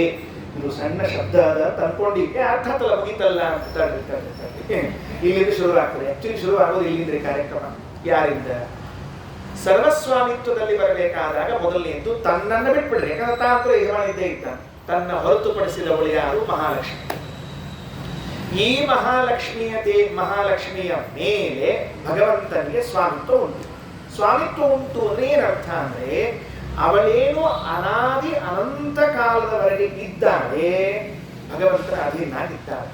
ಮಹಾಲಕ್ಷ್ಮಿಯ ಮೂಲ ರೂಪದ ವಿಚಾರ ಇದು. ಮಹಾಲಕ್ಷ್ಮಿಯ ಮೂಲ ರೂಪದ ವಿಚಾರ. ಮಹಾಲಕ್ಷ್ಮಿಯು ಭಗವಂತನ ಜೊತೆಗೆ ಅನಾದ್ಯನಂತ ಕಾಲದಿಂದ ಇರುವಿಕೆ, ಇದು ಭಗವದ್ ಅಧೀನ. ಆ ಮಹಾಲಕ್ಷ್ಮಿಗೆ ಅನಂತ ರೂಪಗಳು ಭಗವದ್ ಅಧೀನ. ಮತ್ತೆ ಬರೀ ಮೂಲ ರೂಪ ಅಷ್ಟೇ ಭಗವಂತನ ಅಧೀನ ಅಂತ ಹೇಳಿ ಆಕಿ ಸೀತಾ ಆದಾಗ, ರುಕ್ಮಿಣಿ ಆದಾಗ, ಅಂಬರಣಿ ಆದಾಗ, ಸತ್ಯಭಾಮ ಆದಾಗ ಭಗವಂತನ ಅಧೀನ ಅಲ್ಲ ಅಂದ್ಬಿಟ್ರೆ ಸ್ವಾಮಿತ್ವ ಎಲ್ಲಿ ಹೋತು? ಹಾಗಾದ್ರೆ ಮಹಾಲಕ್ಷ್ಮಿಯ ಮೂಲ ರೂಪ ಭಗವದ್ ಅಧೀನ, ಅವಳ ಅನಂತ ರೂಪಗಳು ಭಗವದ್ ಅಧೀನ. ಒಂದು ರೂಪದಲ್ಲಿರುವ ಗುಣಗಳು ಎಷ್ಟು ಗುಣಗಳವ ಮಹಾಲಕ್ಷ್ಮಿಯಲ್ಲಿ? ಸಾಧ್ಯವೇ ಇಲ್ಲ, ನಾವು ಕಲ್ಪಿಸ್ಲಿಕ್ಕೆ ಸಾಧ್ಯ ಇಲ್ಲ. ಆಚಾರ್ಯ ಗೀತಾ ತಾತ್ಪರ್ಯದಲ್ಲಿ ಹೇಳುವಾಗ ಲಕ್ಷ್ಮಿಗೂ ಬ್ರಹ್ಮವಾಯುದೇವರಿಗೂ ಇರುವಂತಹ ವ್ಯತ್ಯಾಸವನ್ನು ಹೇಳುತ್ತಾರೆ. ಜಗನ್ನಾಥದಾಸರು ಗುಣತಾರತಮ್ಯ ಸಂಧಿಯಲ್ಲಿ ಹೇಳುವಾಗ ಒಂದು ಮಾತಂತಾರೆ, ಇವು ಸಜಾತೀಯ ಗುಣಗಳು ವಿಜಾತೀಯ ಗುಣಗಳು ವಿಭಾಗ ಮಾಡಿ ಸಜಾತೀಯ ಗುಣದಿಂದ ಎಷ್ಟು ಕೋಟಿ ಗುಣದಿಂದ ಉತ್ತಮರು, ವಿಜಾತೀಯ ಗುಣದಿಂದ ಅನಂತ ಉತ್ತಮರು ಬರ್ಬಿಡ್ತಾರೆ. ವಾಯುದೇವರು ಯಾರನ್ನು ನಾವು ಶ್ರೀಮದಾಚಾರ್ಯರು ಅಂತ ಕರೆದು ಹೇಳ್ತೀವಿ, ಈ ವಾಯುದೇವರಿಗೂ ಮಹಾಲಕ್ಷ್ಮಿಗೂ ಅಂತರ ಎಷ್ಟಿದೆ ಅಂತ ಕೇಳಿದ್ರೆ ಅನಂತ ಗುಣಗಳ ಅಂತರ ಅಂತೆ. ವಿಜಾತೀಯ ಗುಣ. ಸಜಾತೀಯ ಗುಣಗಳು ಅಂದ್ರೆ ಜ್ಞಾನ, ಆನಂದ, ಈ ಎಲ್ಲ ಗುಣಗಳಿಂದ ಕೋಟಿ ಗುಣದಿಂದ ಉತ್ತಮಳಿದ್ದಾರೆ. ಇಷ್ಟೂ ಗುಣಗಳೇನಿವೆ ಇವೆಲ್ಲವೂ ಭಗವದ್ ಅಧೀನ. ಸರ್ವಸ್ವಾಮಿನೇ ನಮಃ. ಅವಳ ಅವಯವ, ಕೈ, ಕಾಲು, ಬೆರಳು, ಉಗುರು, ಕೂದಲು, ಕಣ್ಣು, ಕಣ್ಣಿನ ರೆಪ್ಪೆ ಭಗವದ್ ಅಧೀನ. ಭಯ ಆಗ್ತದ್ರಿ, ಭಯ ಹೋಗ್ತದೆ. ಇವೆಲ್ಲವೂ ಅವರ ಅಧೀನ ಅಂತ ತಿಳ್ಕೊಂಡ್ರೆ ಮುಂದೆ ಇದಾಯ್ತಾ. ಇನ್ನ ಅಕ್ಕಿ ಮಹಿಮಾ ತೋರಿಸ್ತಿರ್ತಾಳ ನೋಡ್ರಿ. ಲಕ್ಷ್ಮೀದೇವಿ ತನ್ನ ಮಹಿಮಾ ತೋರಿಸ್ತಿರಂಗಿಲ್ಲ, ಎಷ್ಟೋ ಕಡೆಗಳಲ್ಲಿ ತನ್ನ ಮಹಿಮೆಯನ್ನು ತೋರಿಸಿದ್ದಾಳೆ. ಎಷ್ಟು ಕಡೆಗೆ ತೋರಿಸಿದ್ದಾಳೆ ಅವಳು ಎಲ್ಲ ಹೇಳ್ಕೋತ ಹೊರಟ್ರೆ ಟೈಮ್ ಆಗ್ತಾ ಅನ್ನೋದಕ್ಕೆ ಸುಮ್ಮನೆ ಇರ್ತೀನಿ. ಹಿರಣ್ಯವರ್ಣ ಹರಿಣೀಂ ಸುವರ್ಣ ರಜತ ಸ್ರಜಾಂ ಅಂತ ಶ್ರೀ ಸೂತ್ರದ ಮಾತಿದೆಯೋ ಇಲ್ವೋ? ಅಲ್ಲೇನು ಹಿರಣ್ಯವರ್ಣ ಅರ್ಥ ಆಗ್ತದೆ, ಹರಿಣೀಂ ಬೇಡ ಬಿಟ್ಬಿಡ್ರಿ. ಸುವರ್ಣ ರಜತ ಸ್ರಜಾಂ ಏನಂಗಂದ್ರೆ ಸುವರ್ಣ ಅಂದ್ರೆ ಬಂಗಾರ, ರಜತ ಅಂದ್ರೆ ಬೆಳ್ಳಿ, ಸ್ರಕ ಅಂದ್ರೆ ಮಾಲೆ, ಬೆಳ್ಳಿಯ ಬಂಗಾರದ ಮಾಲೆಯನ್ನು ಧರಿಸಿದವಳು. ಇಷ್ಟಿಗೆ ಮಂತ್ರ. ಇದ್ಯಾಕೆ ಒಂದ್ ಹಾಕೋಬೇಕ್ರಿ ಪಾಯಾರ? ಬಂಗಾರದ ಗಟಾಯಿಸಿದ ಮಂಗಳಸೂತ್ರ ಹಾಕೋಬೇಕು, ಅದ್ ಬಿಡೋಲ್ ಅದಕ್ಕೆ ಹಾಕೊಂಡಿರ್ಬೇಕು. ಎರಡೆರಡು ಯಾಕೆ? ಅದಕ್ಕೆ ಲಕ್ಷ್ಮೀ ಸಂಹಿತೆಯಲ್ಲಿ ತಿಳಿಸ್ತಾರೆ. ಲಕ್ಷ್ಮೀ ಸಂಹಿತೆಯಲ್ಲಿ ಇಬ್ಬರಿದ್ದಾರಂತ, ಒಬ್ರು ಕುಬೇರ, ಇನ್ನೊಬ್ರು ರುದ್ರದೇವರು. ರುದ್ರದೇವರು ಕುಬೇರ ಇಬ್ಬರು ಸೇರಿಕೊಂಡು ಲಕ್ಷ್ಮೀದೇವಿಯ ಉಪಾಸನೆಯನ್ನು ಮಾಡಿದರಂತೆ. ರುದ್ರದೇವರು ರಜತ ಸ್ರಜಾ ಮತ್ತು ಉಪಾಸನೆ ಮಾಡಿದ್ದಕ್ಕೆ ರಜತಗಿರಿ ಬಂತು, ಅವರಿಗೆ ಕೈಲಾಸ ಬಂತು. ರುದ್ರದೇವರೇನು ಉಪಾಸನೆ ಮಾಡಿದ ಲಕ್ಷ್ಮೀದೇವಿಗೆ ರಜತ ಸ್ರಜಾಂ ರಜತ ಸ್ರಜಾಂ ರಜತ ಸ್ರಜಾಂ. ಕುಬೇರ ಏನು ಉಪಾಸನೆ ಮಾಡಿದ? ಸುವರ್ಣ ಸ್ರಜಾಂ ಸುವರ್ಣ ಸ್ರಜಾಂ ಬಂಗಾರ. ಭಾರಿ ಶ್ರೀಮಂತನಾಗಿಬಿಟ್ಟ. ಈ ತರಹದ ಉಪಾಸನೆಯಿಂದ ಏನು ಲಕ್ಷ್ಮೀದೇವಿ ತನ್ನ ಮಹಿಮೆಯನ್ನು ತೋರಿಸ್ತಾಳಲ್ಲ, ಕುಬೇರನನ್ನ ಭಾರಿ ಶ್ರೀಮಂತರನ್ನಾಗಿ, ರುದ್ರದೇವರನ್ನ ರಜತಗಿರಿಗೆ ಅಧಿಪತಿಯನ್ನಾಗಿ ಮಾಡಿಟ್ಲಲ್ಲ, ಈ ಮಹಿಮಾ ಭಗವಂತನ ಅಧೀನ. ವಿಶ್ವಸ್ಥಿತಿ ಪ್ರಳಯ ಸರ್ಗ ಮಹಾವಿಭೂತಿ ವೃತ್ತಿ ಪ್ರಕಾಶ ನಿಯಮ ಪ್ರತಿಬಂಧ ಮೋಕ್ಷಾಃ ಯಸ್ಯಾಹ ಅಪಾಂಗಲವ ಮಾತ್ರತ ಊರ್ಜಿತಾ ಸಾ ಶ್ರೀಃ ಯತ್ಕಟಾಕ್ಷ ಬಲವತ್ಯಜಿತಂ ನಮಾಮಿ ಸರ್ವಸ್ವಾಮಿನೇ ನಮಃ. ಮಹಾಲಕ್ಷ್ಮಿ ಆಯ್ತಿಲ್ಲ. ಮುಂದೆ ಹೊರಡೋಣಂತ. ಮುಂದೆ ಯಾವುದು ಅಂತ ಹೇಳಿದ್ರೆ ಅವ್ಯಾಕೃತ ಆಕಾಶ. ಈ ಅವ್ಯಾಕೃತ ಆಕಾಶ ಏನಿದೆ ಇದರ ಮೇಲೆ ಪ್ರಭುತ್ವ ಉಂಟು, ಭಗವಂತನಿಗೆ ಸ್ವಾಮಿತ್ವ ಉಂಟು. ಅವ್ಯಾಕೃತ ಆಕಾಶ ಅಂದ್ರೆ ಏನು ಅಂದ್ರೆ ನಮ್ಮ ಸಿದ್ಧಾಂತದಲ್ಲಿ ಎರಡು ಆಕಾಶ ಉಂಟು, ಒಂದು ಭೂತಾಕಾಶ, ಒಂದು ಅವ್ಯಾಕೃತ ಆಕಾಶ. ಭೂತಾಕಾಶ ಅಂದ್ರೆ ಹುಟ್ಟುವ ಸಾಯುವ ಆಕಾಶ. ಅವ್ಯಾಕೃತ ಆಕಾಶ ಹುಟ್ಟಿಲ್ಲದ ಸಾವಿಲ್ಲದ ವಿಕಾರವಿಲ್ಲದ ನಿರ್ವಿಕಾರವಾದ ಸದಾ ಇರುವ ಆಕಾಶ ಅವ್ಯಾಕೃತ ಆಕಾಶ. ಈ ಭೂತಾಕಾಶಕ್ಕೆ ಒಂದು ಅಳತೆ ಉಂಟು. ಎಷ್ಟಿದೆ ಅಳತೆ ಭೂತಾಕಾಶಕ್ಕೆ? ಅಳತೆ ಅಂದ್ರೆ ಬ್ರಹ್ಮಾಂಡ, ಬ್ರಹ್ಮಾಂಡದ ಮೇಲೆ ಭೂ ಆವರಣ, ಜಲಾವರಣ, ಅಗ್ನ್ಯಾವರಣ, ವಾಯುವಾವರಣ, ಆಕಾಶಾವರಣ. ಈ ಆಕಾಶಾವರಣದ ಮೇಲೆ ಮತ್ತೆ ಅದೇನದು ಅಹಂಕಾರ ತತ್ವ, ಮಹತ್ತತ್ವ, ಸತ್ವ, ರಜೋಗುಣ, ತಮೋಗುಣ, ರಜೋಗುಣ, ತಮೋಗುಣ, ಸತ್ವಗುಣಗಳು. ಇಷ್ಟೆಲ್ಲ ನವಾವರಣ ಸಹಿತವಾದ ಬ್ರಹ್ಮಾಂಡದಲ್ಲಿ ಆಕಾಶಕ್ಕೆ, ಭೂತಾಕಾಶಕ್ಕೆ ಒಂದು ಲಿಮಿಟ್ ಇದೆ. ಅವ್ಯಾಕೃತಾಕಾಶಕ್ಕೆ ಯಾವ ಲಿಮಿಟ್ ಇಲ್ಲ. ಇಂಥ ಅವ್ಯಾಕೃತಾಕಾಶದ ಪ್ರಭುತ್ವ ಭಗವಂತನಿಗೆ ಉಂಟು. ಸರ್ವಸ್ವಾಮಿನೇ ನಮಃ. ಅದಕ್ಕೆ ಶ್ರೀಮದಾಚಾರ್ಯ ಜಾಸ್ತಿ ಮಾಡಿದ್ರು. ನಮ್ಮ ದೇವ್ರ ಮನೆ ಯಾವ್ದು ಗೊತ್ತೇನ್ರು ಅಂದ್ರು. ಯಾವುದು? ಅವ್ಯಾಕೃತ ಗೃಹಸ್ಥಾಯ ರಮಾ ಪ್ರಣಯಿನೇ ನಮಃ. ನಮ್ಮ ದೇವ್ರ ಗೃಹಸ್ಥಾಶ್ರಮವನ್ನು ಎಲ್ಲಿ ಪರಿಪಾಲನೆ ಮಾಡ್ತಾನಂದ್ರೆ ಅವ್ಯಾಕೃತ ಆಕಾಶದಲ್ಲಿ ಮಾಡ್ತಾನ. ಮನೆ ಆಕಿ ಹೆಂಡತಿ ಅವ್ಯಾಕೃತ ಆಕಾಶಕ್ಕೆ ಅಭಿಮಾನಿ. ಆ ಅವ್ಯಾಕೃತ ಆಕಾಶದಲ್ಲಿ ಭಗವಂತ ಇದ್ದಾನೆ. ಮುಗೀತು. ಇನ್ನು ಕಾಲ, ಕಾಲ ಸ್ವಾಮಿತ್ವ ಬರಬೇಕಲ್ಲ. ಮತ್ತೆ ಕಾಲ ಎಷ್ಟದ? ಅನಂತ ಕಾಲ, ಅನಾದ್ಯನಂತ ಕಾಲ. ಕಾಲಸ್ವಾಮಿತ್ವ. ಕಾಲಸ್ವಾಮಿತ್ವ ಹೆಂಗದ? ಭಾರಿ ವಿಚಿತ್ರ ಎಲ್ಲ. ವಿಷ್ಣು ಸಹಸ್ರನಾಮದಲ್ಲಿ ಭೀಷ್ಮಾಚಾರ್ಯರು ಕಾಲದ ಬಗ್ಗೆ ಒಂದೊಂದು ಮಾತು ಹೇಳ್ತೀನಿ. ನೀವು ವಿಷ್ಣು ಸಹಸ್ರನಾಮ ಮನೆಗೆ ಹೋಗಿ ತೆಗೆದು ನೋಡ್ರಿ. ಕಾಲದ ಹೆಸರಿನಲ್ಲಿ ಇರುವಂತಹ ನಾಮಗಳು ಎಷ್ಟದ? ಕಾಲ ಕಾಲ ಕಾಲ ಹೇಳುವಂತಹ ಶಬ್ದಗಳು, ಆ ಎಲ್ಲ ಕಾಲದ ಅವಯವಗಳು.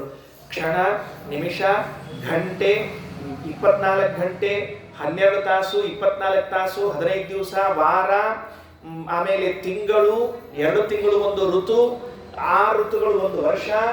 ಇಂಥ ಎಲ್ಲ ಕಾಲ ನಿಯಾಮಕತ್ವ ಭಗವಂತನಿಗೆ ಉಂಟು. ಕಾಲೋಸ್ಮಿ ಲೋಕ ಕ್ಷಯಕ ಪ್ರಬಂಧ. ಕಾಲ ನಿಯಾಮಕನಾಗಿದ್ದಾನೆ, ಕಾಲನಾಗಿದ್ದಾನೆ. ಮೂಲ ಪ್ರಕೃತಿ ಅದಕ್ಕೆ ಒಡೆಯ, ವರ್ಣಗಳು ಅದಕ್ಕೆ ಒಡೆಯನಾಗಿದ್ದಾನೆ, ಅಕ್ಷರಗಳು ಅದಕ್ಕೆ ಒಡೆಯ ಭಗವಂತ ಸ್ವಾಮಿತ್ವ.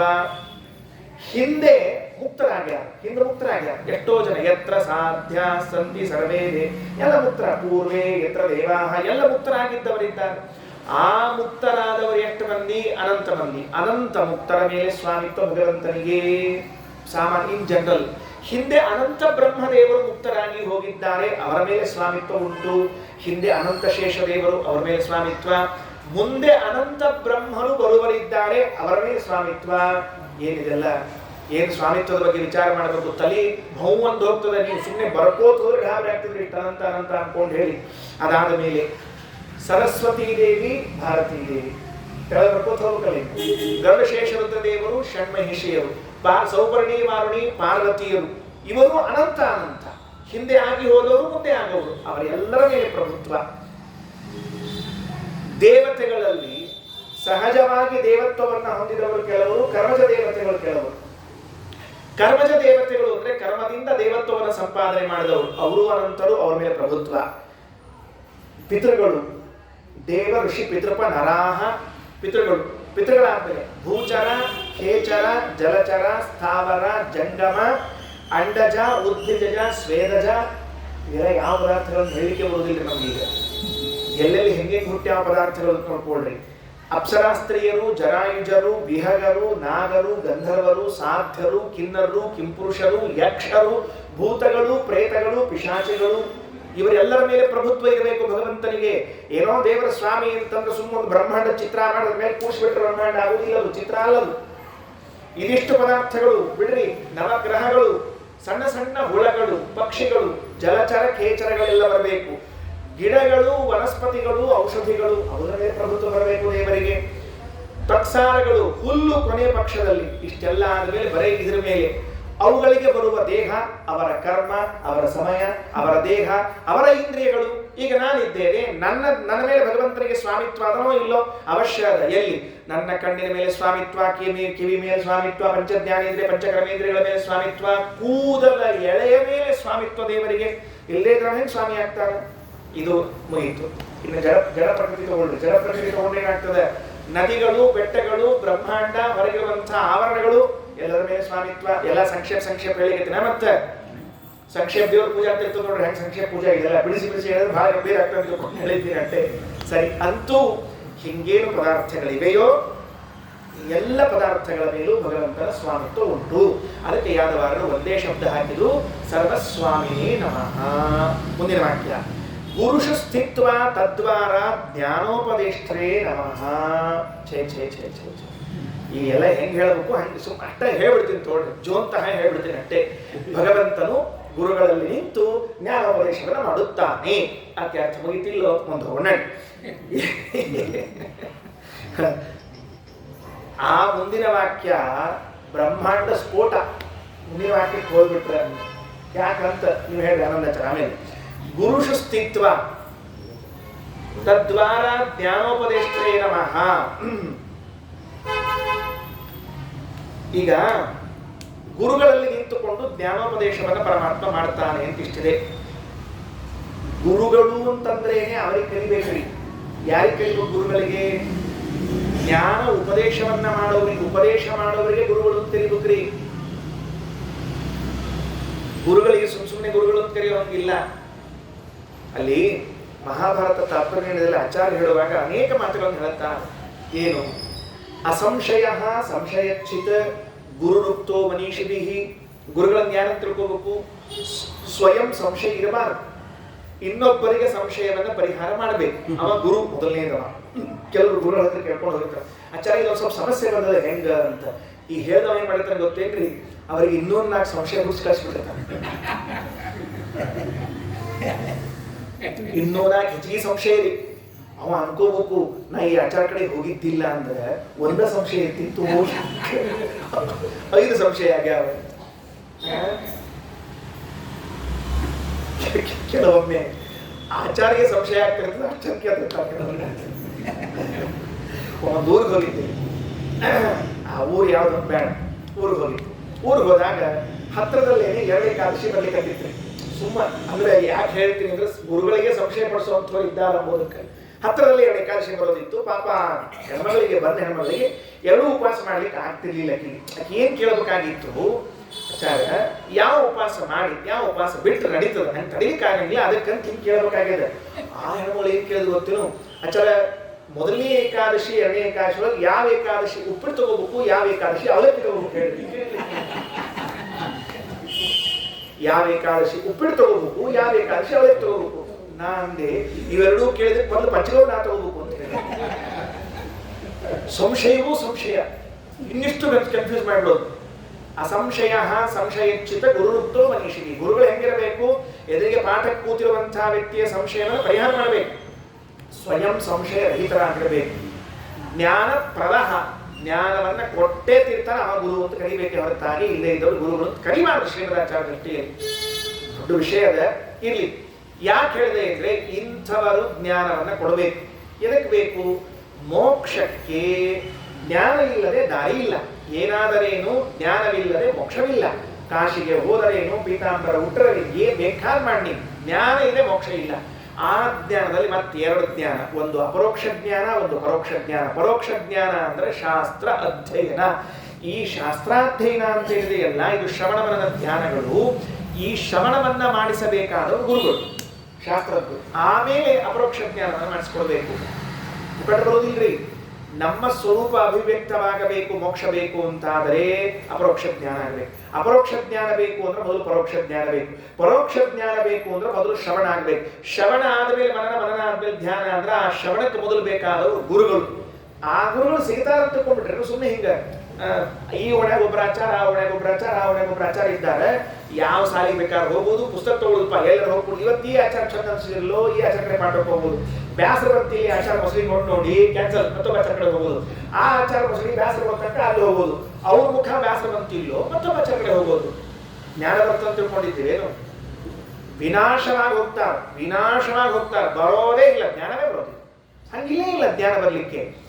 ಗುರುಗಳಲ್ಲಿ ಶ್ರದ್ಧೆ, ವಿಶ್ವಾಸ, ಭಕ್ತಿ ಇಲ್ಲ, ಜ್ಞಾನ ಹೆಂಗ್ ಬರಬೇಕು? ಹೋಗಿ ಶ್ರವಣ ಕೂತ್ರಲ್ಲ, ಆ ಶ್ರವಣ ಕೂಡಿಸುವಾಗ ಮೊದಲ ವ್ಯವಸ್ಥೆ ಹೇಳಿದ್ದಾನೆ ದೇವರು. ಏನ್ ವ್ಯವಸ್ಥೆ ಮಾಡಿದ್ದಾನೆ ಅಂದ್ರೆ ನಿಷ್ಕಾಮ ಕರ್ಮ. ಗೋವಿಂದ ಚಾಪ್ಟರ್ ಕ್ಲೋಸ್ ನಮ್ದು. ನಿಷ್ಕಾಮ ಕರ್ಮ ಮಾಡಿದಾಗ ನಿನಗೆ ಜ್ಞಾನ ಪಡೆದುಕೊಳ್ಳುವ ಎಲಿಜಿಬಿಲಿಟಿ. ಆಗ ಗುರುಗಳು ಬರ್ತಾರಂತ. ಇವ ನಿಷ್ಕಾಮ ಕರ್ಮ ಮಾಡಿ ಮಾಡಿ ಮಾಡಿ ಮಾಡಿ ಇದ್ದಾಗ ಪಾಠ ಹೇಳುವ ಗುರುಗಳು ಸಿಗ್ತಾರಂತ.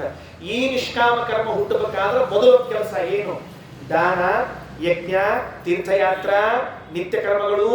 ಇವನ್ನೆಲ್ಲ ಮಾಡಿ ಮಾಡಿ ಮಾಡಿ ಸ್ವಲ್ಪ ಅಲ್ಲಿ ಇಲ್ಲಿ ಪುರಾಣಗಳ ಕಿವಿಗೆ ಬಿದ್ದು ಆಮೇಲೆ ನಿಷ್ಕಾಮ ಕರ್ಮ ಮಾಡ್ಲಿಕ್ಕೆ ಶುರು ಮಾಡಿ, ಆಮೇಲೆ ಶುದ್ಧ ಅಂತಃಕರಣ ಉಳ್ಳವನಾಗಿ, ಆಮೇಲೆ ಗುರುಗಳು ಸಿಕ್ಕು, ಆಮೇಲೆ ಪಾಠ ಪ್ರಾರಂಭ ಆಗಿ ಶ್ರವಣ, ಮನನ, ಆಮೇಲೆ ಧ್ಯಾನ, ಆಮೇಲೆ ಅಪರೋಕ್ಷ ಜ್ಞಾನ, ಆಮೇಲೆ ಮೋಕ್ಷ. ಅದಕ್ಕೆ ಬೇಕಾದವರು ಗುರುಗಳು. ಈ ಗುರುಗಳಿದ್ದಾರಲ್ಲ, ಈ ಗುರುಗಳ ದ್ವಾರಾನೇ ನಮಗೆ ಜ್ಞಾನ ಬರಬೇಕೆ ಹೊರತಾಗಿ ಬೇರೆ ಬರೋದಿಲ್ಲ. ಅಂಥ ಗುರುಗಳಲ್ಲಿ ಇದ್ದವನು ಪರಮಾತ್ಮ. ಅದಕ್ಕೆ ಹೇಳ್ತಾರ, ಗುರುಷು ಸ್ಥಿತ್ವ ತದ್ವಾರ ಜ್ಞಾನ ಉಪದೇಷ್ಟ್ರೇ ನಮಃ. ಗುರುಗಳಲ್ಲಿದ್ದುಕೊಂಡು ಅವರ ಮೂಲಕವಾಗಿ ನಮಗೆ ಜ್ಞಾನವನ್ನು ಉಂಟು ಮಾಡ್ತಾನೆ. ಅವರ ಮೂಲಕವೇ ಜ್ಞಾನವನ್ನು ಉಂಟು ಮಾಡ್ತಾನೆ. ಜಯದ್ರಥನ ವಧೆಯನ್ನ ಮಾಡ್ತೀನಿ ಪ್ರತಿಜ್ಞೆ ಮಾಡಿಬಿಟ್ಟ ಅರ್ಜುನ.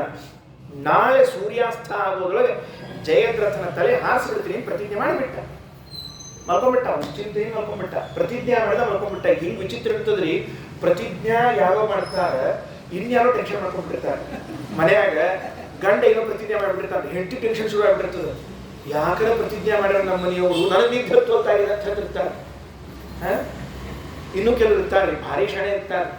ನಮ್ಮ ಹುಡುಗ SSLC ಒಳಗೆ ಚಲೋ ರ್ಯಾಂಕು ಮಾರ್ಕ್ಸ್ ತಗೊಂಡು ಪಾಸ್ ಆದ್ರೆ ನಮ್ಮ ಊರಾಗ ಆಚಾರ ಇದ್ದಾರಲ್ಲ, ಅವ್ರು ತಿರುಪತಿಗೆ ಬಂದು ತಲೆ ಬೋಳ್ಸಿ ಹೋಗ್ತಾರ, ತಲೆ ಬೋಳ್ಸ್ಕೊಂಡು ಹೋಗ್ತಾರ, ಮುಡಿ ಕೊಡ್ತಾರ ಅಂತ. ಆಚಾರ ಹೆಂಗ್ ಬಿಡಬೇಕು? ಪ್ರತಿಜ್ಞೆ ಅವ್ರು ಮಾಡಿದ್ದು, ತಲೆ ಬೋಳ್ಸ್ಕೊಳ್ಳೋದು ಆಚಾರ. ಹಿಂಗ್ ಪ್ರತಿಜ್ಞೆ ಕೆಲವ್ರು ಮಾಡ್ತಿರ್ತಾರೆ. ಭಾರಿ ಯಾಕಂದ್ರೆ ನಮ್ಮ ಆಚಾರ ಅಷ್ಟು ವಿಶ್ವಾಸ ಇದೆ. ಆ ಆಚಾರ ಹಿಂಗಿರ್ತಾರೆ. ಪ್ರತಿಜ್ಞೆ ಮಾಡ್ಬಿಡೋದು, ಏನು ಹರಕೆ ಹೊತ್ಕೊಂಡ್ಬಿಡೋದು ಅಂದ್ರೆ, ನಮ್ಮ ಹುಡುಗ ಚಲೋ ಪಾಸ್ ಆದ ಅಂದ್ರೆ 4,000 ಮೆಟ್ಲು ಏರ್ಕೊಂಡು ಬಂದು ವೆಂಕಪ್ಪನ ದರ್ಶನ ಮಾಡ್ತಾರೆ ಆಚಾರು. ಏನ್ ಆಚಾರ ಮಾಡ್ಬೇಕು ಎಲ್ಲ?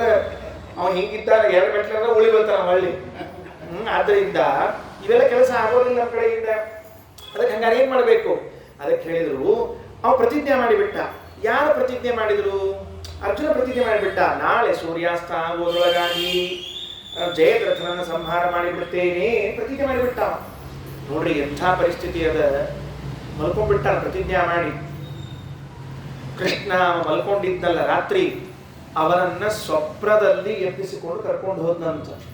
ಸ್ವಪ್ನದಾಗ ಮಲ್ಕೊಂಡು ಅಲ್ಲೇ ಇದ್ದಾನ. ಸ್ವಪ್ನದೊಳಗೆ ಇವ್ ಭಗವಂತ ಅಲ್ಲಿ ಪ್ರವೇಶ ಮಾಡಿ ಅವನ್ ಕರ್ಕೊಂಡು ಎಲ್ಲಿ ಹೋದ ಅಂದ್ರೆ ಕೈಲಾಸಕ್ಕೆ ಹೋದ್ನಂತ. ರುದ್ರದೇವರಿಗೆ ಹೇಳಿ, ರುದ್ರದೇವರೇ, ಈ ಹುಡುಗಿದ್ದಾನಲ್ಲ, ಇವ ನಾಳೆ ಸೂರ್ಯಾಸ್ತದೊಳಗಾಗಿ ಜಯದ್ರಥನನ್ನ ಸಂಹಾರ ಮಾಡ್ತೀನಿ ಪ್ರತಿಜ್ಞಾ ಬೇರೆ ಮಾಡಿಬಿಟ್ಟಾನ. ಅದಕ್ಕೆ ಪಾಶುಪತಾಸ್ತ್ರವನ್ನು ಕೊಡ್ರಿ ಅಂತ ಹೇಳಿದ್ರಂತ. ರುದ್ರದೇವರು ಕೊಟ್ಟರು, ಪಾಶುಪತಾಸ್ತ್ರ ಕೊಟ್ಟರು, ಕರ್ಕೊಂಡು ಬಂದರು, ಮಲಸಿದ್ರು. ಮತ್ತೆ ಯಥಾ ಪ್ರಕಾರ ಬೆಳಿಗ್ಗೆ ಬತ್ತಳಿಕೆ ಒಳಗೆ ಪಾಶುಪತಾಸ್ತ್ರ ರೆಡಿ ಇತ್ತು. ಶ್ರೀಮದಾಚಾರ್ಯ ಪ್ರಶ್ನೆ ಮಾಡಿದರು, ಅಲ್ರಿ ಈ ಒಂದು ಪಾಶುಪತಾಸ್ತ್ರ ಕೊಡ್ಲಿಕ್ಕೆ ಕೃಷ್ಣ ಇವನ್ನ ಇಲ್ಲಿಂದ ಅಲ್ಲಿ ಕರ್ಕೊಂಡು ಹೋಗಿ ಅಲ್ಲಿ ಕೊಡಿಸಿ ಇಲ್ಲಾಕೆ ಕೊಡ್ಬೇಕಾಗಿತ್ತು? ದಾನ ಕೊಡ್ಲಿಕ್ಕೆ ಬರ್ತಿತ್ತೋ ಇಲ್ಲೋ? ಸರಳ್ರಿ, ಈ ಕೆಲವ್ರು ಇರ್ತಾರ್ರಿ ತಮ್ಮ ಹೆಸರಿಗೆ ಮಹಿಮಾ ಹೇಳ್ಬೇಕು ಅಂತ ಹೇಳಿ, ಆಚಾರ್ಯ ಸೀದಾ ಪೋಸ್ಟ್ ಆಫೀಸಿಗೆ ಹೋಗ್ರಿ, ನನ್ನ ಹೆಸರು ಹೇಳ್ರಿ, 10 ರೂಪಾಯಿ ಕೊಡ್ರಿ ಸ್ಟ್ಯಾಂಪ್ ಕೊಡ್ತಾನ ಅಂತ ಹೇಳಿದಂತ ಅಂದ. ಪೋಸ್ಟ್ ಆಫೀಸಿಗೆ ಹೋದ ಮೇಲೆ 10 ರೂಪಾಯಿ ಕೊಟ್ಟ ಮೇಲೆ ನಿನ್ನ ಹೆಸರು ಯಾಕೆ ಇಲ್ಲೋ? ಹಂಗ ಕೆಲವರು ಮಹಾಬುದ್ಧಿವಂತರು. ಏನ್ ಬುದ್ಧಿವಂತರು ಅಂತ ಕೇಳಿದ್ರೆ, ಈಗ ನೀವು ಹೋಗ್ಬೇಕು ಅಲ್ಲಿವರೆಗೆ, ಅಲ್ಲಿವರೆಗೆ ಹೋಗಿ ಆ ಗುರುಗಳ ರುದ್ರದೇವರ ಕಡೆಯಿಂದ ಪಾಶುಪತಾಸ್ತ್ರವನ್ನು ಯಾಕೆ ತರಿಸ್ಕೊಡ್ಬೇಕಾಗಿತ್ತು? ಬೇಕಾಗಿದ್ದಿಲ್ಲ. ಹಾಗೆ ಮಾಡಿದ್ದು ಯಾಕೆ ಅಂತ ಕೇಳಿದ್ದಕ್ಕೆ ಆಚಾರ್ಯ ವಿವರಣೆ ಕೊಡ್ತಾರೆ. ಅಪ್ಯಚ್ಯುತೋ ಗುರುದ್ವಾರ ಪ್ರಸಾದ ಕೃತಹಂತಿ ಅಚ್ಯುತೋಪಿ ಸರ್ವಸಮರ್ಥೋಪಿ. ಅವನಿಗೇನು ಈ ಪಾಶುಪತಾಸ್ತ್ರ ಕೊಡೋದೇನು ದೊಡ್ಡ ವಿಷಯ ಅಲ್ಲ. ಆದರೂ ಕೂಡ ಅಪ್ಯಚ್ಯುತೋ, ಏನ್ ಶಬ್ದ ಹಾಕ್ತಾರೆ ನಮ್ಮ ಆಚಾರ್ಯ. ಅಚ್ಯುತ ಅಂದ್ರೆ ಚ್ಯುತಿರಹಿತ, ಯಾವುದೇ ಚ್ಯುತಿ ಇಲ್ಲ ನಮ್ಮ ದೇವರಿಗೆ, ಯಾವ ಚ್ಯುತಿ ಇಲ್ಲ. ಅಪ್ಯಚ್ಯುತ ಗುರುದ್ವಾರ ಪ್ರಸಾದಕೃತ. ಭಗವಂತ ಪ್ರಸಾದವನ್ನ ಕೊಡಬೇಕಾದರೆ ಗುರುಗಳ ಮೂಲಕ ಕೊಡ್ತಾನೆ ಹೊರತಾಗಿ ತಾನು ಕೊಡುವುದಿಲ್ಲ. ಇಷ್ಟು ವಿಷಯ. ಇದು ಆ ವಾಕ್ಯ ಮುಗೀತು. ಆ ವಾಕ್ಯ ಮುಗಿದ ಮೇಲೆ ಮುಂದಿನ ವಾಕ್ಯ ಇದೆ, ನೋಡ್ಕೊಳ್ರಿ. ಕನಸಂಗಿಲ್ಲ, ನಾವು ಓದಿರ್ತೀರಿ, ನೀವು ಕೇಳಿಸ್ಕೊಳ್ರಿ, ಹೇಳಿ ಮುಗಿಸ್ಬಿಡ್ತೀರಿ ಅಂತ. ಮುಂದಿಂದೇನದ? ನಿರವಧಿಕ ಅನಂತ ಅನವದ್ಯ ಕಲ್ಯಾಣ ಗುಣಗಣತ್ವ ಜ್ಞಾನ ಪೂರ್ವಕ ಸ್ವಾತ್ಮಾತ್ಮೀಯ ಸಮಸ್ತ ವಸ್ತುಭ್ಯಃ ಅನೇಕ ಗುಣ ಅಧಿಕ ಅಂತರಾಯ ಸಹಸ್ರೇಣಾಪಿ ಅಪ್ರತಿಬದ್ಧ ನಿರಂತರ ಪ್ರೇಮ ಪ್ರವಾಹ ಭಕ್ತಿ ವಿಷಯಾಯ ನಮಃ. ಭಕ್ತಿಗೆ ವಿಷಯನಾದವನು ಇಷ್ಟೇ. ಏನಿಲ್ಲ, ನಾನೇನ್ ಭಕ್ತಿ ಮಾಡ್ತಾ ಇದ್ದೇನೆ, ನಾನು ಮಾಡುವಂತಹ ಈ ಭಕ್ತಿಗೆ ವಿಷಯನಾದವನು ಪರಮಾತ್ಮ. ಅದಕ್ಕೆ ಎಷ್ಟು ಶಬ್ದ ಹಾಕಿದ್ರು, ಇದು ಎಲ್ಲಿಂದ ಬಂತು, ಇದೆಲ್ಲ ವಿವರಣೆ ಕೊಡ್ಬೇಕು ನಾನು ಇವಾಗ. ವಾಸ್ತವಿಕವಾಗಿ 13ನೇ ವಾಕ್ಯ. ಇದಕ್ಕೆ ಮೊದಲು ಮಹಾಭಾರತ ತಾತ್ಪರ್ಯಕ್ಕೆ ಹೋಗ್ಬೇಕು, ಅದಕ್ಕೆ ಮೊದಲು ಬ್ರಹ್ಮಸೂತ್ರಕ್ಕೆ ಹೋಗ್ಬೇಕು. ಓಂ ಅಂಬುವತ್ತು ಅಗ್ರಹಣತ್ವಾತು ತಥಾತು ಅಂತದ ಒಂದು ಸೂತ್ರದ ಅಂಬುವದ ಅಧಿಕರಣ ಅಂತ ಕರೀತಾರೆ. ಆ ಸೂತ್ರದ ಕೆಳಗಡೆಗೆ ಆಚಾರ್ಯರು ಕೆಲವು ಮಾತುಗಳನ್ನು ಹೇಳ್ತಾರೆ. ಅದ ಆದ ಮೇಲೆ ಇಲ್ಲಿ ಮಹಾಭಾರತ ತಾತ್ಪರ್ಯದಲ್ಲಿ ಹೇಳುವಾಗ ಮಹಾತ್ಮ ಜ್ಞಾನ ಪೂರ್ವಸ್ತು ಸುದೃಢ ಸರ್ವತೋಧಿಕ ಸ್ನೇಹೋ ಭಕ್ತಿ ಪ್ರೋಕ್ತಃ ತಯಾ ಮುಕ್ತಿ ನ ಜಾನ್ಯಥ. ಭಕ್ತಿ ಭಕ್ತಿ ಅಂದ್ರೆ ಇದು ಅಂತ ಹೇಳಿಕತ್ತಾರೆ. ಯಾವುದು ಅಂತ ಅನ್ನೋದು ತಿಳ್ಕೊಳ್ಳೋದು ಸ್ವಲ್ಪ ಟೈಮ್ ಬೇಕಾಗ್ತದೆ. ಹಿಂಗೆ ಹೇಳ್ತೀವಿ, ಅದು ಇಲ್ಲಿ ಕೊಟ್ಟ ಭಕ್ತಿ ಇದೆಯಲ್ಲ, ಇದು ಸ್ವಲ್ಪ ಲೇಟ್ ಆಗಿ ಬರೋ ಭಕ್ತಿ. ಇದು ಯಾವಾಗಲೂ ಬರೋ ಭಕ್ತಿ ಅಲ್ಲ, ಸ್ವಲ್ಪ ಕೊನೆಗಾಗಿ ಬರುವಂತಹ ಭಕ್ತಿ. ನಾವು ಭಕ್ತಿಯ ಶಬ್ದವನ್ನು ಸರಿಯಾಗಿ ತಿಳಿದುಕೊಳ್ಳೋಣ. ತಿಳಿದು, ಮೊನ್ನೆ ನಿನ್ನೆ ಹೇಳಿದ್ದೀನಿ, ತಿಳಿದು ಮಾಡುವ ಪ್ರೇಮ, ಇಷ್ಟೇ. ಏನು ತಿಳ್ಕೋಬೇಕು? ಸರಿಯಾಗಿ ಭಕ್ತಿ ಶಬ್ದಾರ್ಥವನ್ನ ತಿಳಿದು ಮಾಡುವ ಪ್ರೇಮ. ನಾನು ಈ ವ್ಯಕ್ತಿಯನ್ನು ಪ್ರೇಮಿಸುತ್ತೇನೆ, ಈ ಹೆಣ್ಣನ್ನು ಪ್ರೇಮಿಸುತ್ತೇನೆ, ಈ ಗಂಡನ್ನು ಪ್ರೇಮಿಸುತ್ತೇನೆ. ಈ ಹೆಣ್ಣು ಗಂಡು ಇವುಗಳನ್ನು ನಾನು ಪ್ರೇಮಿಸುತ್ತೇನೆ ಅಂತ ಹೇಳಬೇಕಾದಾಗ ಯಾಕೆ ಪ್ರೇಮಿಸ್ತಾ ಇದ್ದಿ? ಸುಮ್ಮನೆ ತಿಳಿದು ಪ್ರೇಮಿಸು. ದೇವರ ವಿಷಯದಲ್ಲಂತೂ ಇದು ತಿಳಿದು ಪ್ರೀತಿಸಬೇಕಾದ ವಿಷಯ. ದೇವರನ್ನು ತಿಳಿಬೇಕು. ಮೊದಲು ಏನಂತ ತಿಳಿಬೇಕು, ಹೆಂಗೆ ತಿಳಿಬೇಕು? ತಿಳಿದ ಆದ ಮೇಲೆ ಪ್ರೇಮಿಸಬೇಕು. ಯಾಕೆ? ವಿಚಿತ್ರ ನೋಡ್ರಿ, ಅವನನ್ನ ನೀವು ತಿಳಿಯದೇ ಪ್ರೀತಿ ಮಾಡಿದರೆ ಕುರುಡು ಪ್ರೀತಿ ಕರೀತಾರೆ. ಪಾಪ ಧೃತರಾಷ್ಟ್ರನ ಕಚೇರಿ. ಧೃತರಾಷ್ಟ್ರಗ ದುರ್ಯೋಧನ ಬಗ್ಗೆ ಏನೂ ಗೊತ್ತಿದ್ದಿದ್ದಿಲ್ಲ. ಪ್ರೀತಿ ಪ್ರೀತಿ ಪ್ರೀತಿ ಮಗ ಮಗ ಮಗ ಪ್ರೀತಿ ಮಾಡ್ಕೊಂಡು ಹೋಗ್ತಿದ್ದಾನೆ. ಅಂಥ ಪ್ರೀತಿ ಕುರುಡು ಪ್ರೀತಿ ಕರೀತಾರೆ. ಇನ್ನ ಕೆಲವರಿಗೆ ಅವರ ಬಗ್ಗೆ ಗೊತ್ತಿದ್ದು ಪ್ರೀತಿ ಮಾಡ್ತಾರೆ. ಉದಾಹರಣೆಗೆ ವಾಯುದೇವರು ಭಗವಂತನ ಪ್ರೀತಿಸ್ತಾರೆ. ಯಾಕೆ ಪ್ರೀತಿ ಮಾಡ್ತಾರೆ ಅಂದರೆ ಭಗವಂತನನ್ನು ತಿಳಿದು ಪ್ರೀತಿಸ್ತಾರೆ. ಆದರೆ ತಿಳಿದು ಪ್ರೀತಿ ಮಾಡುವುದಕ್ಕೆ ಭಕ್ತಿ ಅಂತ ಕರೀತಾರೆ. ಕೇವಲ ತಿಳಿದುಕೊಂಡ್ರೂ ಸಾಲೋದಿಲ್ಲ, ಕೇವಲ ಪ್ರೇಮ ಮಾಡಿದ್ರು ಸಾಲೋದಿಲ್ಲ. ತಿಳಿಯಲೂಬೇಕು, ಪ್ರೇಮವನ್ನು ಮಾಡಬೇಕು. ಎರಡೂ ಇರುವಂತಹ ಅಂಶ ಇದೆ. ಅದಕ್ಕಾಗಿ ಹೇಳ್ತಾರೆ, ಹೆಂಗೆ ತಿಳಿಬೇಕು ಭಗವಂತನನ್ನ?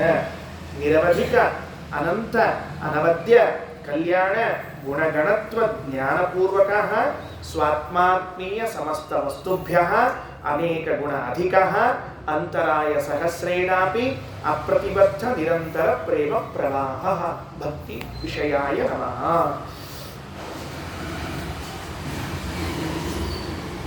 ಈಗ ದೇವರ ಮಹಾತ್ಮ್ಯ ಜ್ಞಾನ ಮಾಡಿಕೊಳ್ಬೇಕು. ಮೊದಲನೇದ್ದು ಮಹಾತ್ಮ್ಯ ಜ್ಞಾನ.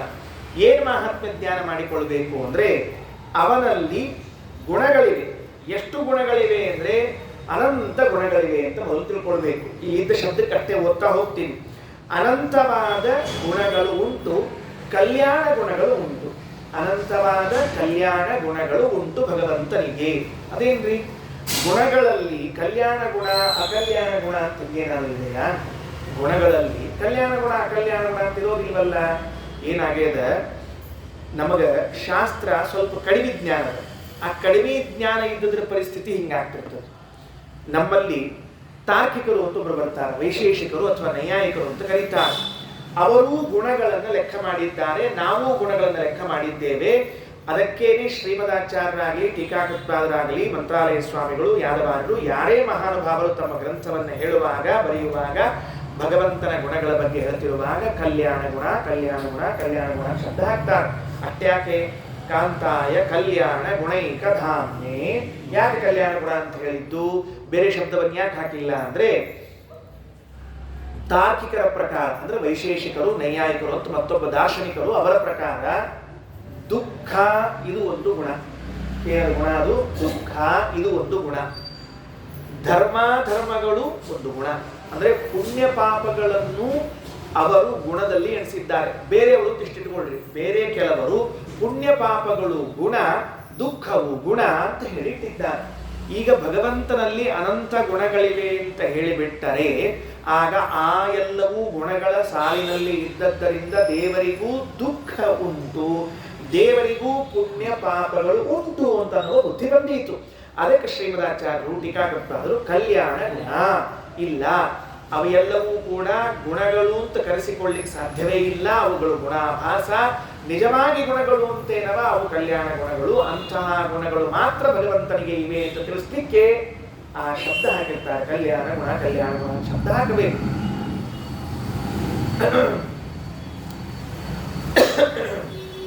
ಅವ್ರು ಎಷ್ಟು ವಿಚಿತ್ರ ಇದ್ದಾರೆ ಅಂದ್ರೆ, ದೇವರಿಗೆ ಸುಖ ಒಪ್ಪೋದಿಲ್ಲ.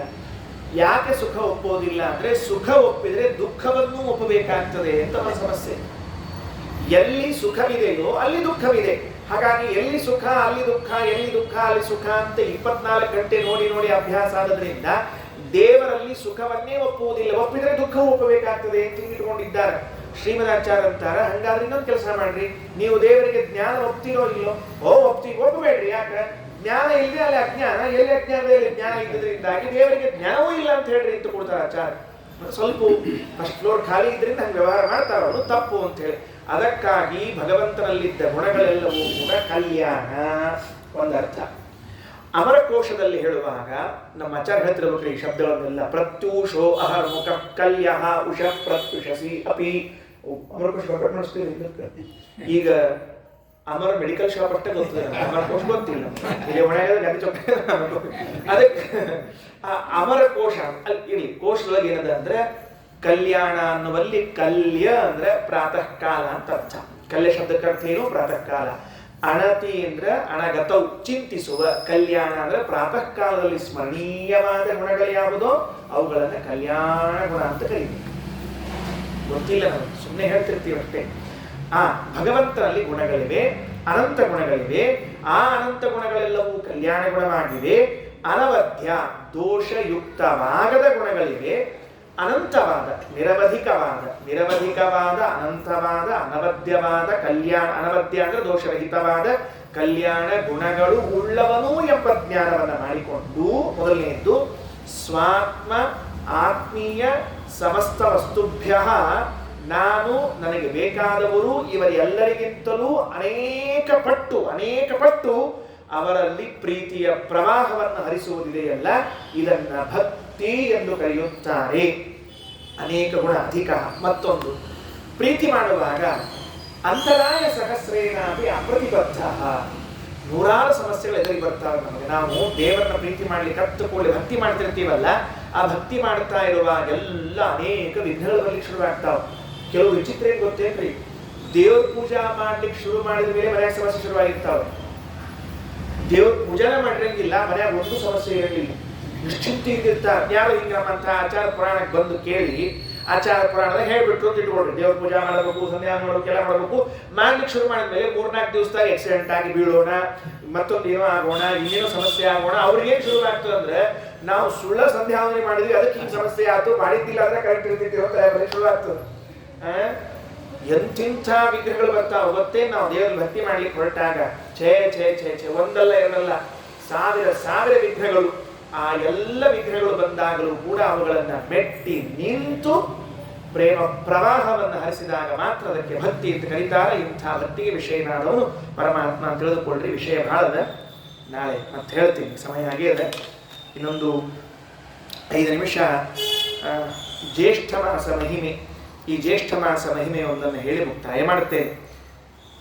ಇಲ್ಲಿಗೆ ಯಾದವಾರ ರಚನೆ ಮಾಡಿರುವಂತಹ ವ್ಯಾಸಗದ್ಯದ ಅನುವಾದವನ್ನು ಮುಗಿಸ್ತಿದ್ದೇನೆ.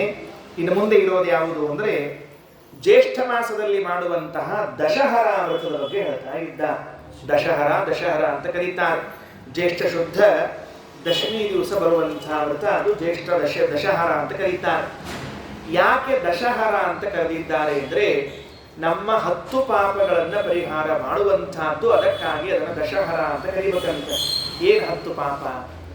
ಅದತ್ತಾನ ಉಪಾದಾನಂ, ಹಿಂಸಾ ಚೈವ ಅವಿಧಾನತಃ, ಪರದಾರೋಪಸೇವಾ ಚ, ಕಾಯಿಕಂ ತ್ರಿವಿಧಂ ಸ್ಮೃತಂ, ಪಾರುಷ್ಯಂ ಅನೃತಂ ಚೈವ, ಪೈಶೂನ್ಯಂ ಚಾಪಿ ಸರ್ವಶಃ, ಅಸಂಬದ್ಧ ಪ್ರಲಾಪಶ್ಚ ವಾಂಗ್ಮಯಂ ಸ್ಯಾತ್ ಚತುರ್ವಿಧಂ, ಪರದ್ರವ್ಯೇಷು ಅಭಿಧಾನಂ ಅಭಿಧ್ಯಾನಂ ಮನಸಾ ನಿಷ್ಠಚಿಂತನಂ, ವಿತಥಾಭಿನಿವೇಶಶ್ಚ ಮಾನಸಂ ತ್ರಿವಿಧಂ ಸ್ಮೃತಂ.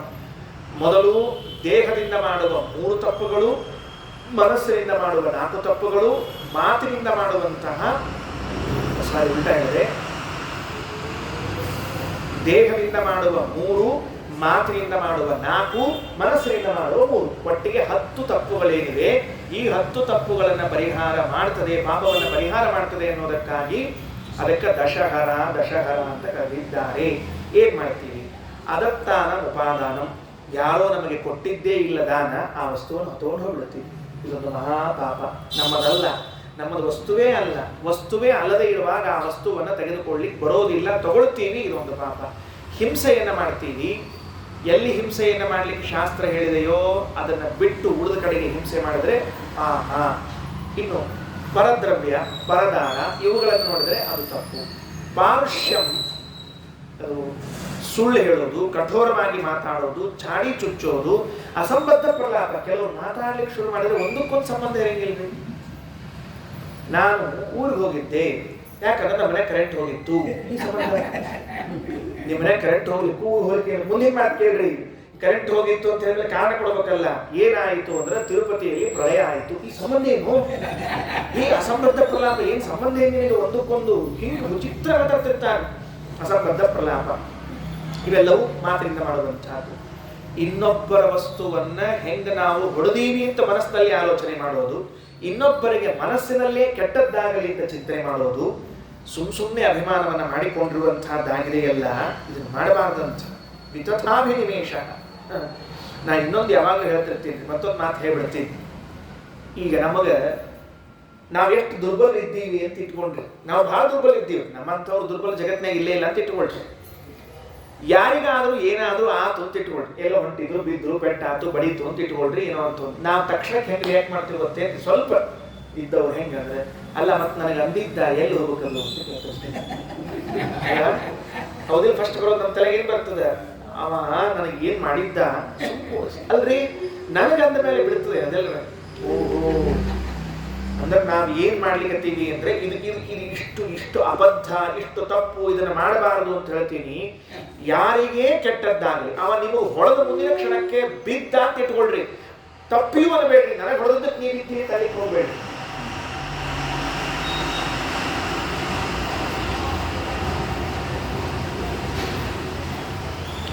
ನಮಗೆ ಕೆಟ್ಟದ್ದನ್ನ ಮಾಡಿದಾಗಲೇ ನನಗೆ ಮಾಡಿದ್ದಕ್ಕೆ ನೀನು ಬಿದ್ದದ್ದು ಅಂತ ಅನಬೇಡ್ರಿ, ಹೊಡಿಬೇಡ್ರಿ ಅಂತಿದ್ದಾಗ, ಇನ್ಯಾರಿಗೂ ಇನ್ನೇನೋ ಪ್ರಸಂಗದಲ್ಲಿ ಆದರೆ ನನಗಾದದ್ದಕ್ಕಾಯಿತು ಅಂತ ಅಂದ್ವಿ ಅಂದ್ರೆ ಏನಾಯ್ತು ಗೊತ್ತಾ? ಪರ್ಯಾಯವಾಗಿ ಅವನ ಬೀಳುವಿಕೆಗೆ ನಾನು ಕಾರಣ ಎಂದು ಒಪ್ಪಿಕೊಂಡಂತೆ. ಅವನಿಗೆ ಕೈ ಮುರಿತು ಅಂತ ಇಟ್ಕೊಳ್ರಿ. ಕೈ ಮುರಿದದ್ದಕ್ಕೆ ಕಾರಣ ಯಾರು? ನಾನು. ಅವನೇನೋ ಪಾಪ ಮಾಡಿದ್ದ, ಆ ಪಾಪಕ್ಕೆ ಆ ಫಲ ಅನುಭವಿಸ್ಲಿಕ್ಕತ್ತಿದ್ದ. ನಾವೇನ್ ಮಾಡಿದ್ವಿ ಗೊತ್ತೇನೋ, ಸ್ಟೈಲ್ ಆಗಿ ನನಗೆ ಅಂದಿದ್ದ ಅಂದ್ವಿ, ಬಂತು ಪಾಪ ತಲೆ ಮೇಲೆ ಬಂತು. ಪುಕ್ಷಟ್ಟೆ ಯಾಕೆ ಬೇಕಾಗಿತ್ತು ನಮಗದು? ನಮ್ಮ ಪಾಪನ ರಗಡದ ಮತ್ತು ಅದೊಂದು ಇಷ್ಟ ಹೊತ್ಕೊಳ್ಳೋದು. ಅದಕ್ಕೆ ಎಂದೆಂದೂ ಇನ್ನೊಬ್ಬರಿಗೆ ಕೇಡಾದಾಗ ನನಗೆ ಅಂದದ್ದಕ್ಕೆ, ನನಗೆ ಮಾಡಿದ್ದಕ್ಕೆ, ನನಗೆ ಕೆಟ್ಟದ ಬಯಸಿದ್ದಕ್ಕಾಗೇನ ಅಂತ ಅನ್ಲೇಬೇಡ್ರಿ. ಅಂದ್ವಿ ಅಂದ್ರೆ ಒಯ್ತು ಅಂತ ಅರ್ಥ. ನಾವು ಪಾಪವನ್ನು ಒಪ್ಪಿಕೊಂಡ್ವಿ ಅಂತ ಅರ್ಥ. ಅದಕ್ಕೆ ಇಂಥ ಪಾಪಗಳೆಲ್ಲ ಉಂಟು. ಆ ಎಲ್ಲ ಪಾಪಗಳನ್ನು ಪರಿಹಾರ ಮಾಡುವಂಥವಳು ಯಾರು? ಗಂಗೆ. ಯಾಕೆ ಬಂದು ಹೇಳಿದ್ದಾರೆ ನೋಡಿ, ಏತಾನಿ ದಶ ಪಾಪಾನಿ ಹರತೆ ದರ್ಶನಾದಿಭಿ ತಸ್ಮಾತ್ ದಶಹರ ಪ್ರೋಕ್ತ ಮುನಿಭಿ ಪೂರ್ವದರ್ಶಿಭಿ.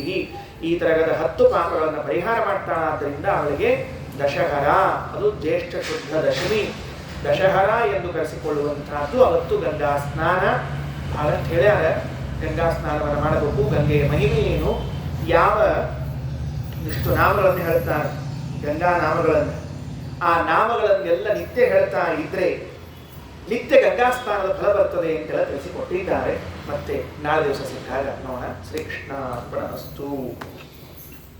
ಅಕ್ಷಯಂ ಕರ್ಮ ಯಸ್ಮಿನ್ ಪರೇ ಸ್ವರ್ಪಿತಂ ಪ್ರಕ್ಷಯಂ ಯಾಂತಿ ದುಃಖಾನಿ ಯಂತಾಮತಃ ಅಕ್ಷರೋ ಯೋಜನಃ ಸರ್ವದೈವಾಮೃತಃ ಕುಕ್ಷಿಗಂ ಯಸ್ಯ ವಿಶ್ವಂ ಸದಾ ಜಾತಿ ಪ್ರೀಣಯಾಮೋ ವಾಸುದೇವಂ ದೇವತಾ ಮಂಡಲ ಖಂಡ ಪ್ರೀಣಯಾಮೋ